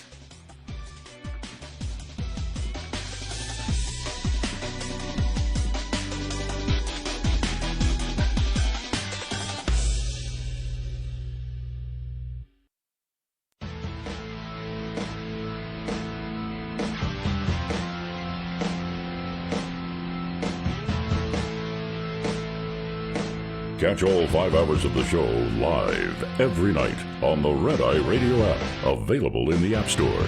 Red Eye Radio. And he is Eric Harley, and I'm Gary McNamara. Welcome and good morning. I think Tulsi Gabbard did a good job going after Democrats in the Obama and Biden administration for enabling ISIS. I thought she did a real good job at that particular point. Like I said, my only question for her would be that one judgment question, because her and Matt Gaetz, and you and I both disagreed with it, thought that all charges, they were promoting that all charges should be dropped against Edward Snowden. And my point was a point of looking at the evidence that existed out there at that time and coming to that conclusion when the vast majority of what Snowden got illegally had nothing to do with surveillance on Americans. Right. And she seemed to let that go. And so by her answering the question by saying, no, I would not drop the charges now, and I would not, she wouldn't drop the charges, and he broke the law. Right, yeah. And then it got to be with her, as well as Kennedy, that, look, it doesn't matter what we think, we're going to do what the president tells us to do. And especially for Kennedy, a little bit for Gabbard, but for Kennedy, that was really the big one. Kash Patel came off as his own person. He came out and said he disagreed with Trump, pardoning the people that committed violent acts against cops. On January 6th, he said, I disagree with the president on that. I think, in fact, it was kind of hard going back and forth. Again, yesterday was one of those days when I have 2 or 3 different media sources going at once. So, 2 or 3 different devices going at once. I know. I've got headphones over here, and then I'm listening out loud over here. But I thought that the opening statements from each of them were very good. I thought with Tulsi Gabbard, especially getting ahead in her opening statement. Look, you're gonna hear some of the members here in this committee go after me for this and accuse me of this, and she went through the whole thing with Syria, Russia, and everything else, and I'm apparently something which would be absurd. I'm apparently a puppet for all of them, and let me be clear about. And then so she was setting the table. You deflect. And you deflect, and you also up front. You disarm it a little bit. Not deflect, disarm. Yeah, and that's the approach. Is you know it's coming. I'm aware it's on the way, and then I talk. I'm thinking about her military service. As a lieutenant colonel, this is somebody who has great authority, but she is speaking as someone. I mean, her demeanor. She comes off as someone with great authority, but also great conviction. Those are the things that I saw. And Kash Patel, in his demeanor during the line of questioning, he seemed very relaxed and okay. You start seeing the one thing with RFK, there was a lot of back and forth. He kind of comes off as a little more nervous, but also this is a guy who has been, kind of on a crusade on a number of fronts. So you can make that case. And so he's going to take him on. He had a couple of key moments where I was like, ooh, I wouldn't have want that answer, that reply sent back at me because of the way that he phrased it. And then on a couple of occasions, he actually got some applause on that. Kash Patel, Tulsi Gabbard, toward the end, getting some applause yesterday. But Kash Patel seemed confident in his answers. Let me give you the one with Kennedy here. Yeah. Because the one that I just loved was him going after Bernie Sanders. Yeah. Here we go. This is great. I'm going to make America healthier than other countries in the world right now. Will you guarantee do what every other major country does? It's a simple question. And by the way, Bernie, the problem of corruption is not just in the federal agencies, it's in Congress too. Almost all the members of this panel are accepting, including yourself, are accepting millions of dollars from the pharmaceutical industry. And protecting their interests. Oh, I thought that would no. I ran for president like you. I got millions and millions of contributions. They did not come from the executives, not one nickel of PAC money from the pharmaceutical industry. They came from workers. In 2020, you were the single largest because I had receiver of pharmaceutical money. Contributions from workers all over this country. Workers, you were the not a nickel from corporate Bernie, tax. you were the single largest acceptor of pharmaceutical dollars. No, from workers in 1.5 million. Yeah, out of 200 million. All right, but you have not answered last question. But let's move on. Well, the thing is, what Kenny should have responded is, if you got them from workers, you wouldn't know they work for the pharmaceutical companies. Right. The only reason I know that is because it's documented. It came from people that worked for the pharmaceutical companies that were in an official capacity. Right. Otherwise, if I give, these were key employees. Right. If I give to a president, nobody knows what I do for a living. Right. Just Gary McNamara gave money. Right. And so he got, but it had to be divulged. But I was just laughing because technically we got two socialists going after each other, which was enjoyable for me. And as I've said with Kennedy, and he said no tax money going for abortions, everything else, and it came down to where he said, "I'm going to be doing what Trump tells me." Well, that's the only point. That's the only way he could answer in general is that I'm only going to do what Trump tells me. Then it's like, it's okay. As we've said, though, let's stop fooling ourselves. And this goes out to the Trump surrogates, which Trump, the ones that say Trump never does anything wrong. You didn't need to have Kennedy in there. There was somebody else you could put in that would believe in what you believe and not say, well, it doesn't matter what I believe. The worst person you could have is say, I don't believe really.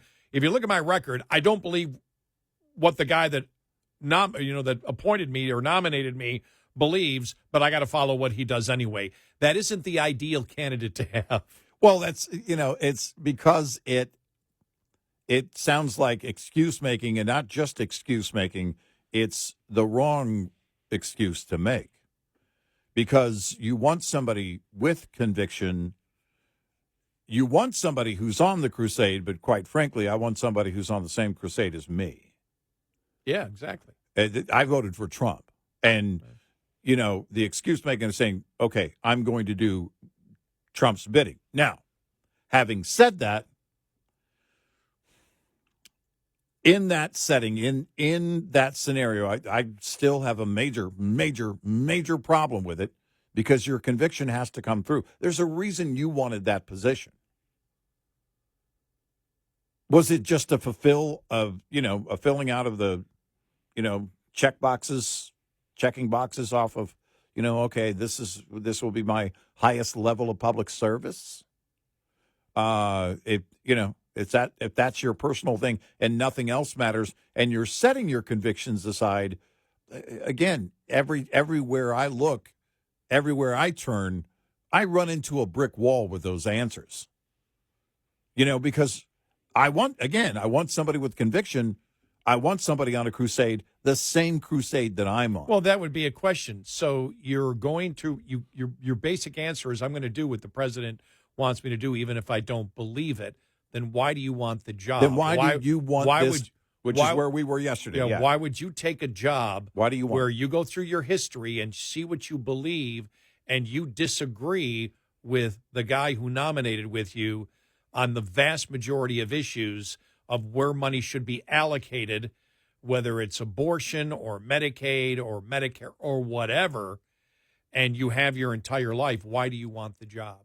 If your answer is, there are things I'll be able to accomplish that are on my agenda and also on Trump's agenda, but I won't get to certain key items that have been on my agenda, and I know that while serving under President Trump, and I'm okay with that, then I'm not saying I'm okay with that answer. I guess I would expect that answer from him. It's the only answer you could give that would make any sense, even though, again, if your deepest, strongest conviction are on key items like abortion, which is at the top of the list for me, and then single-payer system and a number of things along the way, I have a great concern. Because when they develop a fully autonomous vehicles, all right, they did that, by the way, a long time ago. I mean, years ago, long before you would think, if people guessed, it makes it sound like they just came out in the last few years. Well, the engineering was there, but what we have seen is like the preemptive braking and everything else, lane avoidance system, all the stuff that comes from that technology implemented basically along the way, kind of the tempering of it. The point being is that if you have strong convictions, then I'm not convinced along the way that you won't borrow from those convictions in creating policy, even though you may not get to a single-payer system, even though you may not get to, full-term abortions or something like that.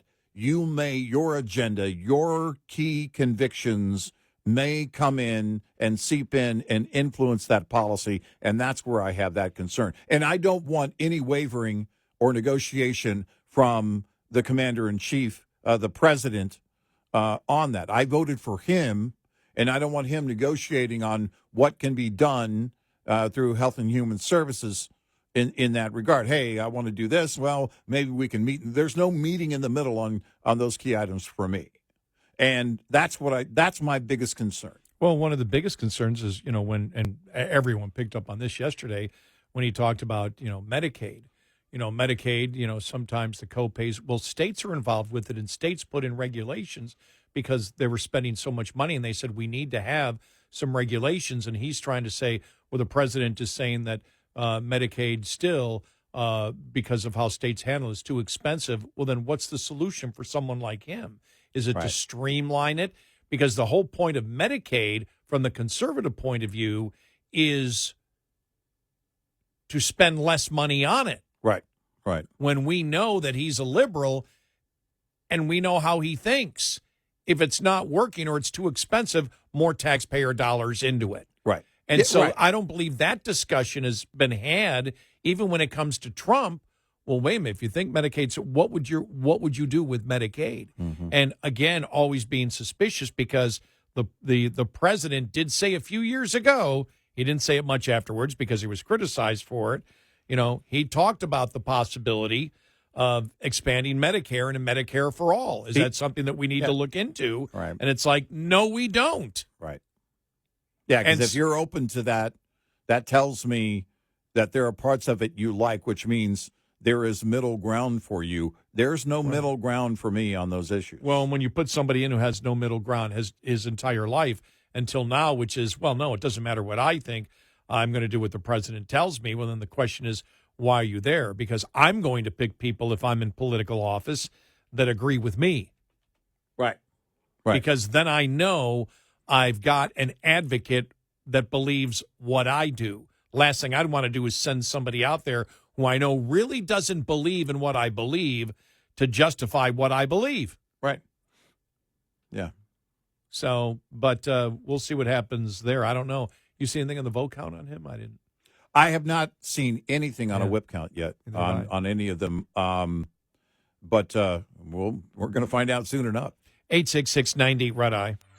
Get in touch with Red Eye Radio, toll free at 866-90 Red Eye.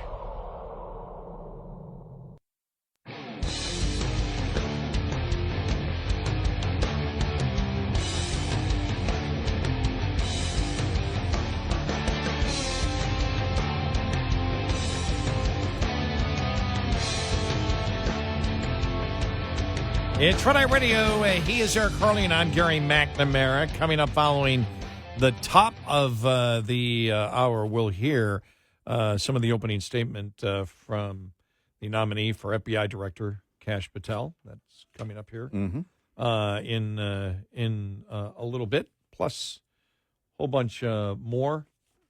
Maybe I got to find the back and forth between Adam Schiff and him. Yeah, right. Got to make sure we do. We get that. Also coming up, this headline: the transgender Oscar nominee is under fire for old tweets slamming Islam and calling George Floyd a hustler. Uh-oh. Uh-oh. Uh-oh. Liberal heads, get ready to explode. Yeah. Yeah. Well, it all comes around. Yeah, it's very interesting watching some of the liberals. You know, you can see the ones who are being intellectually honest. You can see the ones who want to be intellectually honest, but they can't go the full measure, like Carville. Carville knows the problem. Yeah, I know he does. Carville is only about politics and strategy. He's not stupid, but he likes to play stupid. Yep.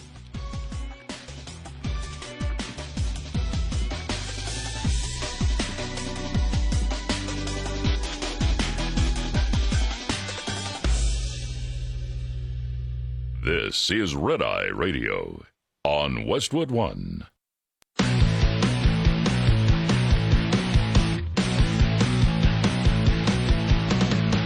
Now, it's Red Eye Radio. Gary McNamara and Eric Harley talk about everything from politics to social issues and news of the day. Whether you're up late or you're just starting your day, welcome to the show. From the Uniden America Studios, this is Red Eye Radio. All across America, we are Red Eye Radio. He is Eric Harley, and I'm Gary McNamara. Good morning. You know, we've talked about the Republicans and even Trump being much more effective communicators over the last year or so. Mm-hmm. And that effective communication won Trump the election and made it so we've got pretty decent hold on the Senate and still have a hold on the House. Mm-hmm. And they were effective in communicating a couple of things. Number one, inflation is bad. And two, illegal immigration, not good. And we need to control our borders. They did a good job on critical race theory. They've done a good job on that. Mm-hmm. Where I believe they have to do better is explaining DEI and its relationship to identity politics. Mm-hmm. And tie both in to the fact that it's racist and it's a philosophy that divides people. I understand the Trump surrogates loved it when Trump yesterday told the one reporter who was asking about, how he would know it was DEI, and he said, just common sense. Yeah. Well, I understood what he meant, but what you have to realize is that the public at large does not understand DEI as well as most Republican conservatives do. And so you need to educate every day. Just saying it's common sense. I understand the surrogates. He just showed it to her. I don't care whether he showed it to her. She's not going to agree with him. The goal of the president is to sell what he believes to the American people every single day. And that means explaining things to them where they have not yet been fully converted because they don't know that stuff is going on. And so you explain it. Just like on the radical transgender movement, it was, for example, what happened. It was easy to explain what happened to all those Ivy League women swimmers who had to swim against men. Every time an incident comes up, they promote it. It's easy to understand. Man shouldn't be in a locker room. Mm-hmm. What you've got to watch out for is what the Democrats are attempting to do, and this is something. And let me see. The president's up now. It's after 4. He got his 45 minutes sleep in right for the day. What you have to understand is people don't understand the issues as well as you do, or as well as the Republican Party does, and especially DEI. You've got to explain that it's part of the identity politics, which is judging people by the groups that they're in and not as an individual. That's how you sell it, and you sell it every day. It doesn't take a lot. That was 5 seconds every time you mention DEI. Yeah. Yep. We don't want DEI because it's all part of the identity politics, which is part of the belief through Democrats that you judge people by groups and not individuals, and that's racism. Mm-hmm. And how it's applied to DEI is putting unqualified people into particular areas by saying, well, we must do that because all whites are racist. Right. Racism is not going to unify any company. It's not going to unify any, and by the way, this is a great thing to bring up because Hegseth has said by the way, he must have listened because he's saying it exactly the way that we have on the whole thing of identity politics. Right. He almost uses the exact words, that we use. I'm trying to think of exactly what it was. It just went out of my mind there. But I'll get back to that here in a moment. But you need to explain that it's racist, and then you need to explain why it's racist. And you can do it in a couple of sentences every time you mention DEI. Don't assume. Your job is not to please your cheerleaders.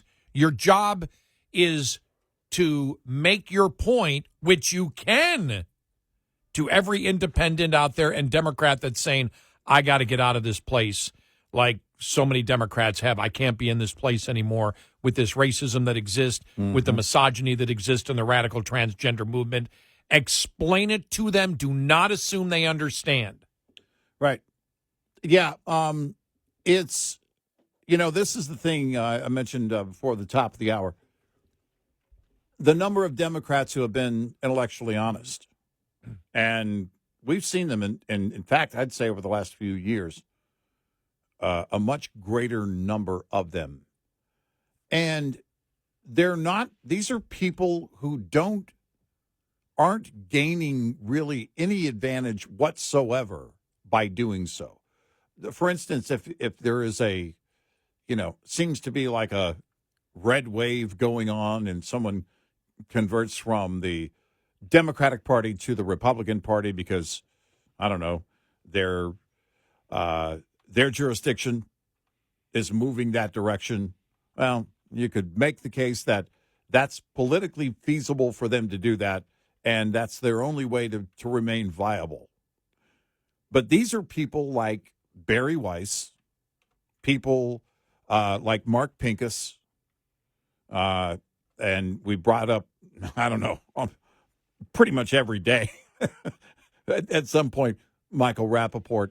These aren't people who are doing it based on anything that is opportunistic. This is, you can hear them, you can hear their convictions. By the way, Rappaport needs to go out and do some stand-up comedy because watching him lately has been hilarious.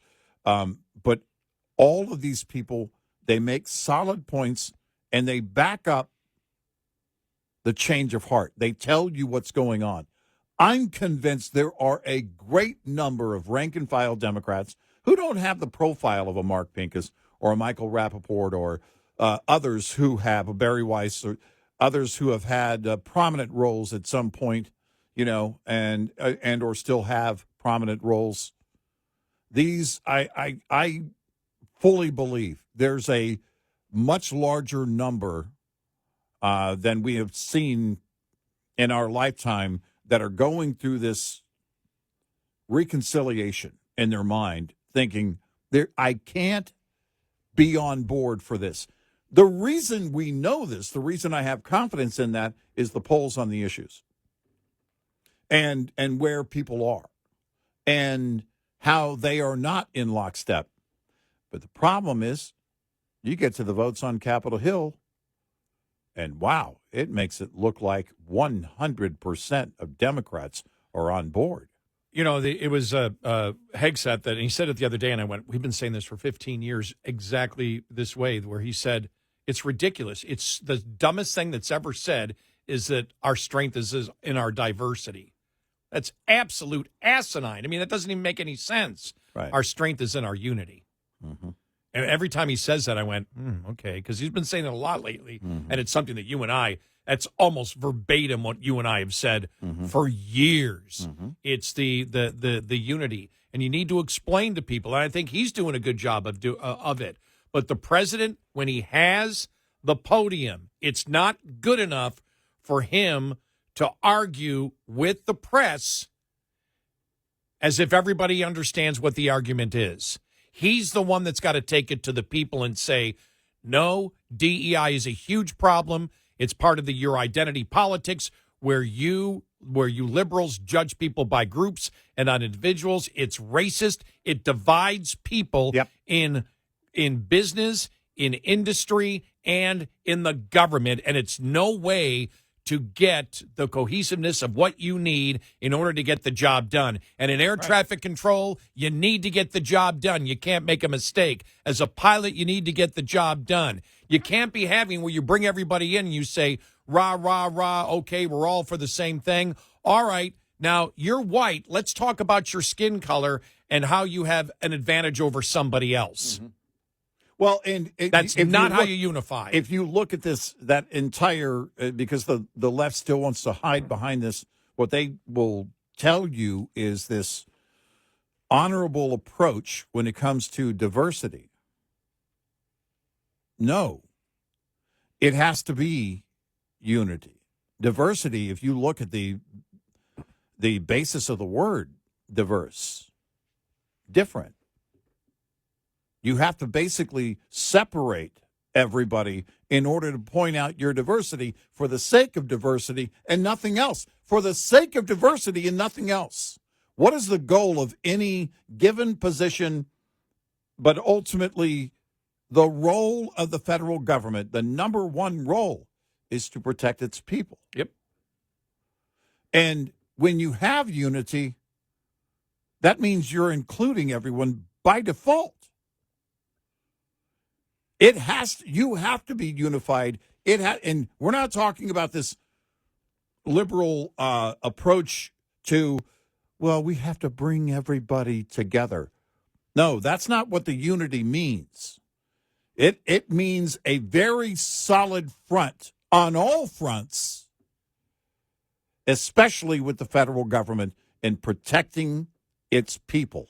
The unity is in the mission statement of what business you're in, what industry you're in, what sporting event you participate in, whatever community group that you're involved in. The unity comes from the belief in the mission statement, not separating people by skin color or other physical characteristics and pointing out perceived but false BS about what a skin color means or a religion means or eye color means or gender means. It's you unify on the mission statement. That's what the Republican Party has to promote every single day. Do not fall into the trap that I'm arguing and debating people that all know what's going on.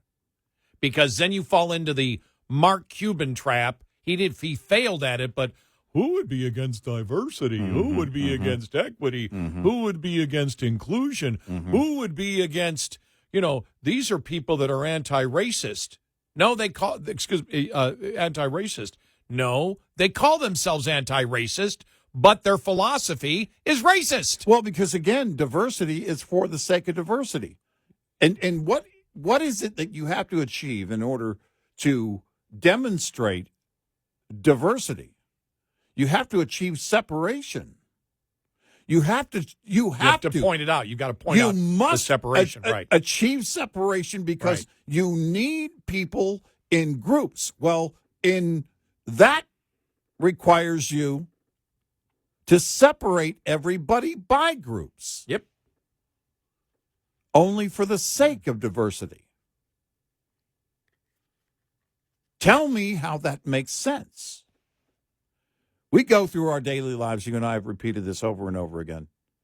We deal with people, many people that we don't know in our daily lives, conducting business, shopping, whatever it might be. As a society, the overwhelming majority of us are good people, and we all have the same intent. Hey, let's go, whatever it is. We're going to do this job. We're going to go here. We're going to, enjoy this game, enjoy this concert. By the way, I don't mean Cowboys fans when I said game. We're going to enjoy, and we get along, and people are good people. You see the stories of, this person jumped out of their car, pulled over, jumped out of this car to help someone. I was watching a video the other day. This couple that I follow in Alaska, and they pulled over to help somebody who was stranded, who had gone off the road into the snow. Well, in that remote part of Alaska, if someone doesn't come along to help you and you don't have phone service, you die. You're going to be there for a long time, and you could possibly die. Yeah. It's what you do. And it's also what you do when you feel, human. But the left requires you. They need you to feel like, whoa, I'm part of a group, and I belong in this group over here. I'm not part of that group. We're all part of the same group. The Republican Party and Trump have realized that communicating effectively is extremely important, which is why he put J.D. Vance where he was. Mm-hmm. Now, as I said to start the show out, I believe that the president bringing up what he brought up, still the debate went on social media, and you win. Yeah. But every opportunity, if you're president of the United States, especially with the culture and the rot inside our federal institutions, from DEI, the belief in a banana republic that we should be going after and make up crimes to go after the political opposition, that we need to harass citizens who may disagree with the radical transgender movement and call them domestic terrorists. All of those, this is a huge fight. And you have to explain to the people that the rot that happens in DEI, because it's all part of identity politics and the racism that the left embraces. That's how you've got to pound it, and you've got to explain it every single day. It's not just important to win the argument. You need to win it slam dunk, where everybody who hears it walks away and says, that explanation is fantastic. And Ramaswamy has that. I can't debate that explanation. Right. Ramaswamy wouldn't just say, DEI is wrong. Right. Why? Because it's common sense. Right. He wouldn't say that as a president did yet. No. He'd sit there and go, because of this. You destroy their argument. You annihilate it every single time. And if you don't, it's not good enough, because of the situation that we're in today, even though we did get, as you saw on social media, the Democrats can't win it on social media, which is extremely important. You can win it at every single level, and you have to win it when the president is speaking because this rot will not go away. Trump knows the rot. I know he gets furious about it, but the fact is you've got to make sure that you win every dang argument on these most important issues that are destroying our government. You need to win it slam dunk every single time. Yep. You listening, Susie Wiles? Thanks. Okay. 866-98-RED-EYE. Brought to you by Hot Shot Secret. Hi, I'm Jen Loomis, a transport safety expert at J.J. Keller, and I'm here to share a tip on roadside inspections. Drivers must always be prepared for a roadside inspection.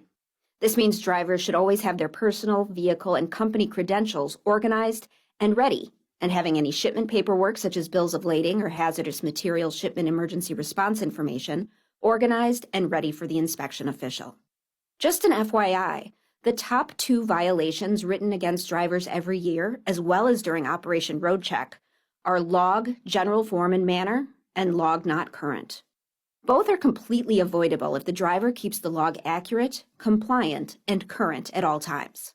Having the vehicle ready for inspection involves the driver conducting daily inspections and making sure any problems that are discovered are immediately corrected. Vehicle readiness also requires the company to make sure that the vehicle is current on all scheduled maintenance and that the maintenance schedule is adequate. This will make sure the driver is being given a sound vehicle to start with. This tip was brought to you by J.J. Keller and Associates.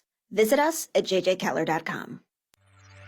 We'll be right back with more Red Eye Radio with Eric Harley and Gary McNamara.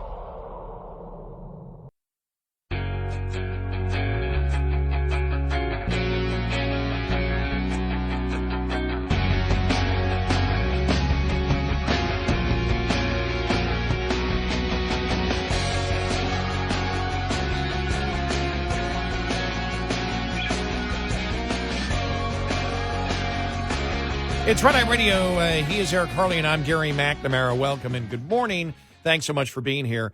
You know, and especially it's so important to explain DEI and its relationship to identity politics and racism every single time because it's something that the Democrats know is a problem. You and I had played the audio cut earlier of every candidate for the DNC chair at the forum that I believe was yesterday. MSNBC covered it. Every one of them said the reason that Kamala Harris lost, one of the reasons was racism and misogyny. Everyone knows that's ridiculous, but they're sticking to it. They're not going to change. So it's a great opportunity. I understand that still the president wins because on social media you get the win, especially when you look at the FAA over the last couple of years during the Biden administration and how identity politics and DEI have hurt them. Even testimony from air traffic controllers, but still win it when you say it.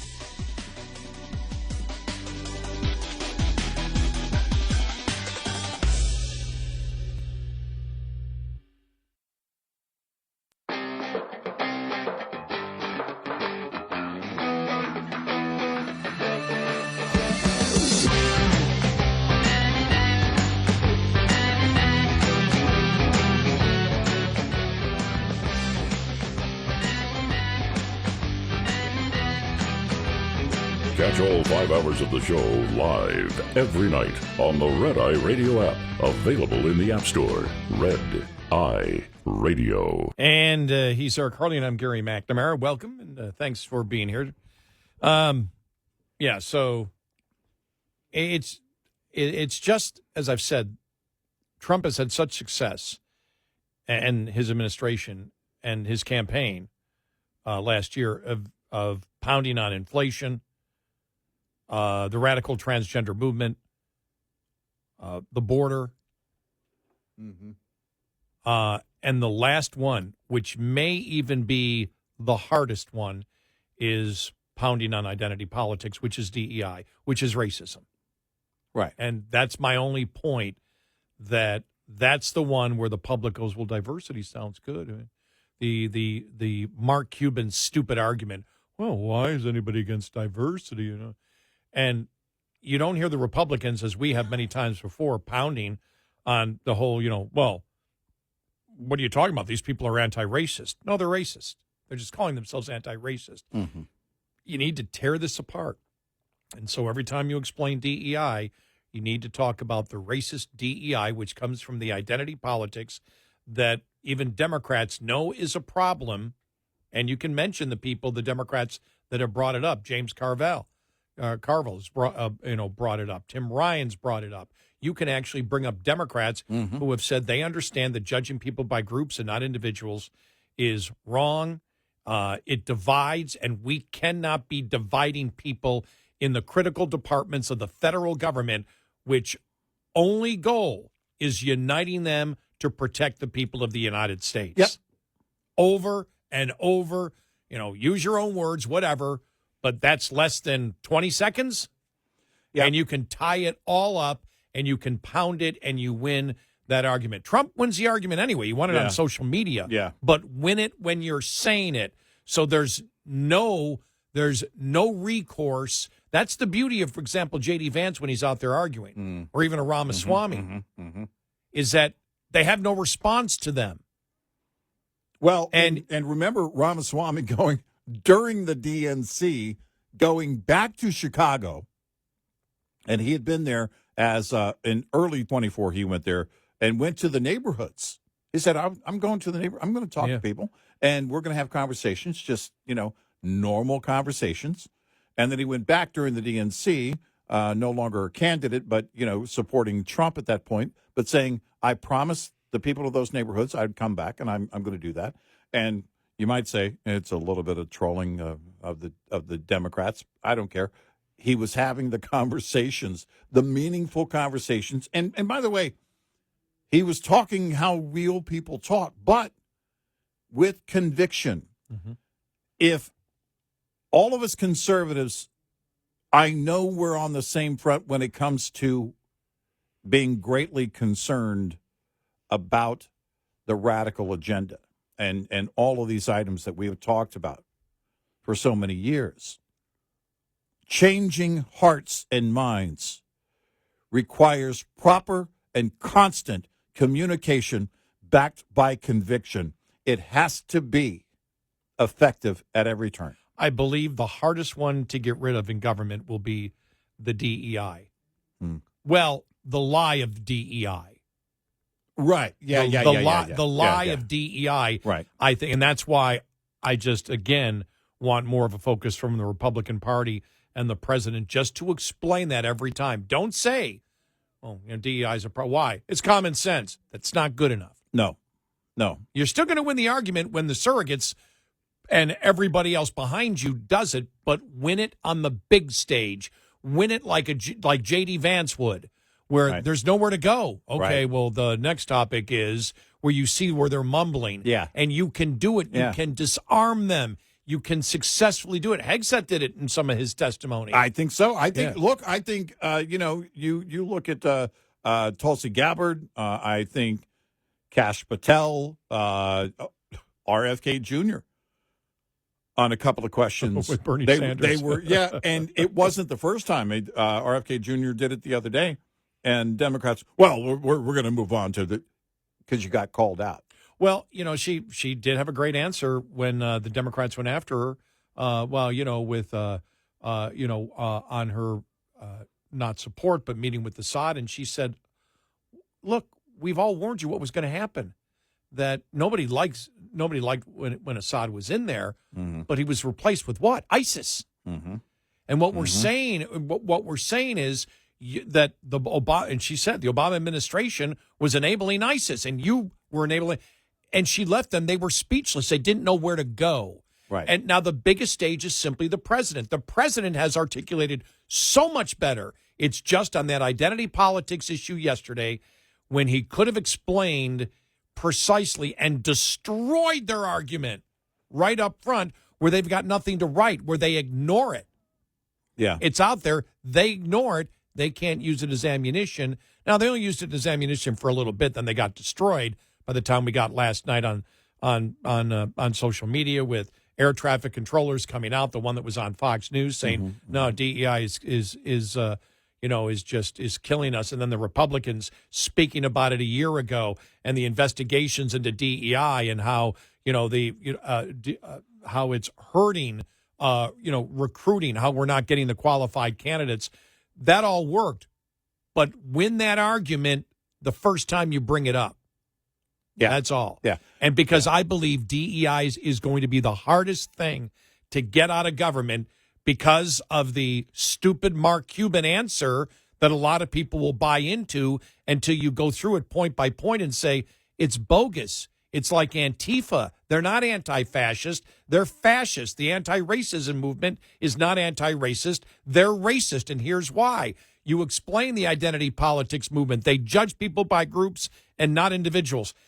You tell me you get 9 out of 10 people and you say identity politics is judging people by groups and not individuals and putting people into a certain classification. 9.5 out of 10 people, you got to cut that one person in half. 9.5 out of 10 people are going to disagree with you, or are going to agree with you on that.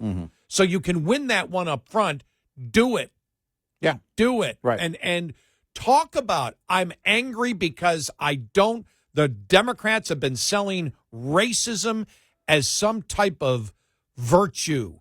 We're never going to do that. We're not going to allow them to tear apart the departments in the federal government that are there to protect people. And all it is just, Susie, get everybody in there and say, here's how we package this now on DEI, because we can win this thing. We've won the other ones. This is going to be the hardest one to win, because they've been promoting it so long as a virtue. We need to tear it apart and show it's not a virtue, it's an evil. Yeah, and I think that you look at the confirmation hearings, and there have been a great number of opportunistic moments that they've taken advantage of, and I greatly appreciate that. I mean, if you think about what confirmation hearings have been on cabinet members in the past, especially if it's a GOP cabinet coming together, it's quite often you see them on the defense. Well, and that does happen. But there have been some great moments where they've taken opportunity to make the point and put the Democrat senators on the ropes. J.D. Vance leaves these people speechless. Yep, and that's what you have to do. Now, without question, Trump gets all the credit, because he's the top guy, for picking so many of these people to campaign for him and to be part of his surrogates that can articulate the issues so well that they leave the other side speechless. And that's, again, am I nitpicking? Absolutely. I'm nitpicking because I want, on these huge issues that are destroying our culture, helping to destroy society, and the departments in government that are supposed to protect people, it's a huge danger. They've sold it as a virtue.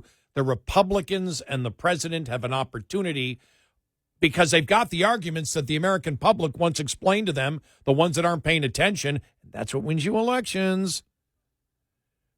And that's what wins you support to get your agenda to continue moving. You can win this argument. Not only can you win it, you can destroy them, and you can point out to the American people that what they're promoting is immoral and evil. And it only takes a couple of sentences to do it. Their agenda is exactly that. If you think about it, and it's based on what? It has to be promoted with lies from the beginning, on every front. And it is radical evil at every turn. Years ago, when they were holding those signs, "We're coming after your kids," they weren't lying. Nope. And they're at your door. And I've said time and time again, you won't win that with parents. Well, it took a long time to win the radical transgender movement. You had to explain to people what actually was happening. We were doing it years ago. My God, and we were doing it years ago, and it so that's something for us that was over a decade of pounding it before the public actually came aboard, which really was because I think the real mover of that was Riley Gaines coming forward. Yeah. You put a face to it. That was a huge turn. Right, and then other people came forward on it. We always thought the Republicans were sidestepping that issue, that they should have pounded it early on. Remember when Trump was asked, anybody could use my restrooms. And we were like, that's not the point. Right. Don't fall into the trap of where they're trying to Exactly. get you. Now he doesn't at all. Now he's blunt. And the bluntness from Trump, and this is the thing, the bluntness from Trump, don't say it's common sense, say it's racism. Right. And we don't want racism. We hate racism. Racism is evil. It's DEI immoral. is based in racism. DEI is based in racism. It's nothing without that racist element. Right. And the DEI comes from the identity politics and the racism of the Democratic Party. They talk about, I'd love to hear somebody say this, because we've been saying this one, that the identity politics is number one is racism. I want to go with the golly. I've had mind blank today. I think I'm getting older.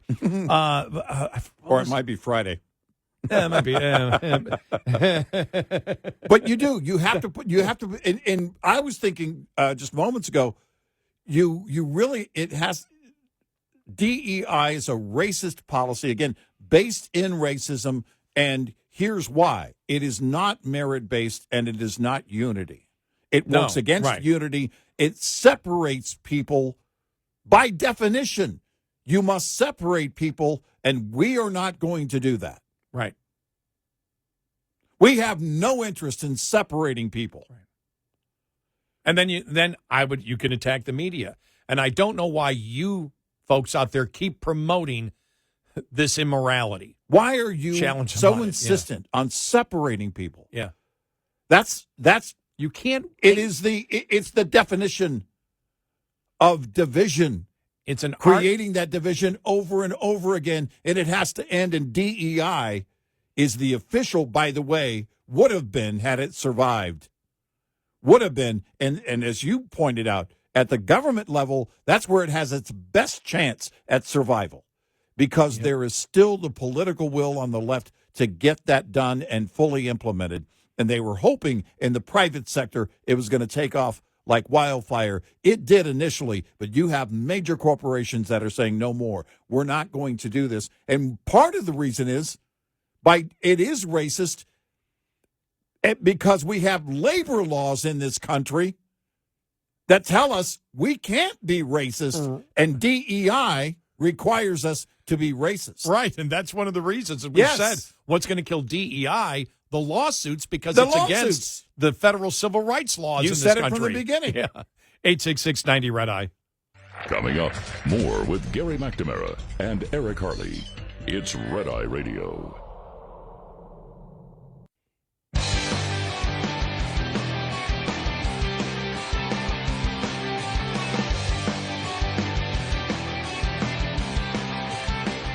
It's Red Eye Radio. He is Eric Harley, and I'm Gary McNamara. Download our Red Eye Radio app today, because when our show ends, right at 5 a.m. Central Time, 6 a.m. Eastern Time, well, you go to our app, and our podcast begins, which is a recording of our show. Mm-hmm. And if you can't listen to one of our great radio stations that carries us overnights, during the overnights, we also stream our show all 5 hours on our Red Eye Radio app. Yeah, and thank you for downloading it. It's free, but if you act now, it's still free. It's still free. Yeah. Yes. Yeah. And we should stop saying when our show ends. We should start saying when it pauses. Because it's true. Like it honestly, even for the weekend or vacation, it's like we're just hitting the pause button because we get right back into it on the next show. Coming up, some of the opening remarks from the FBI director nominee. Mm-hmm. Yeah.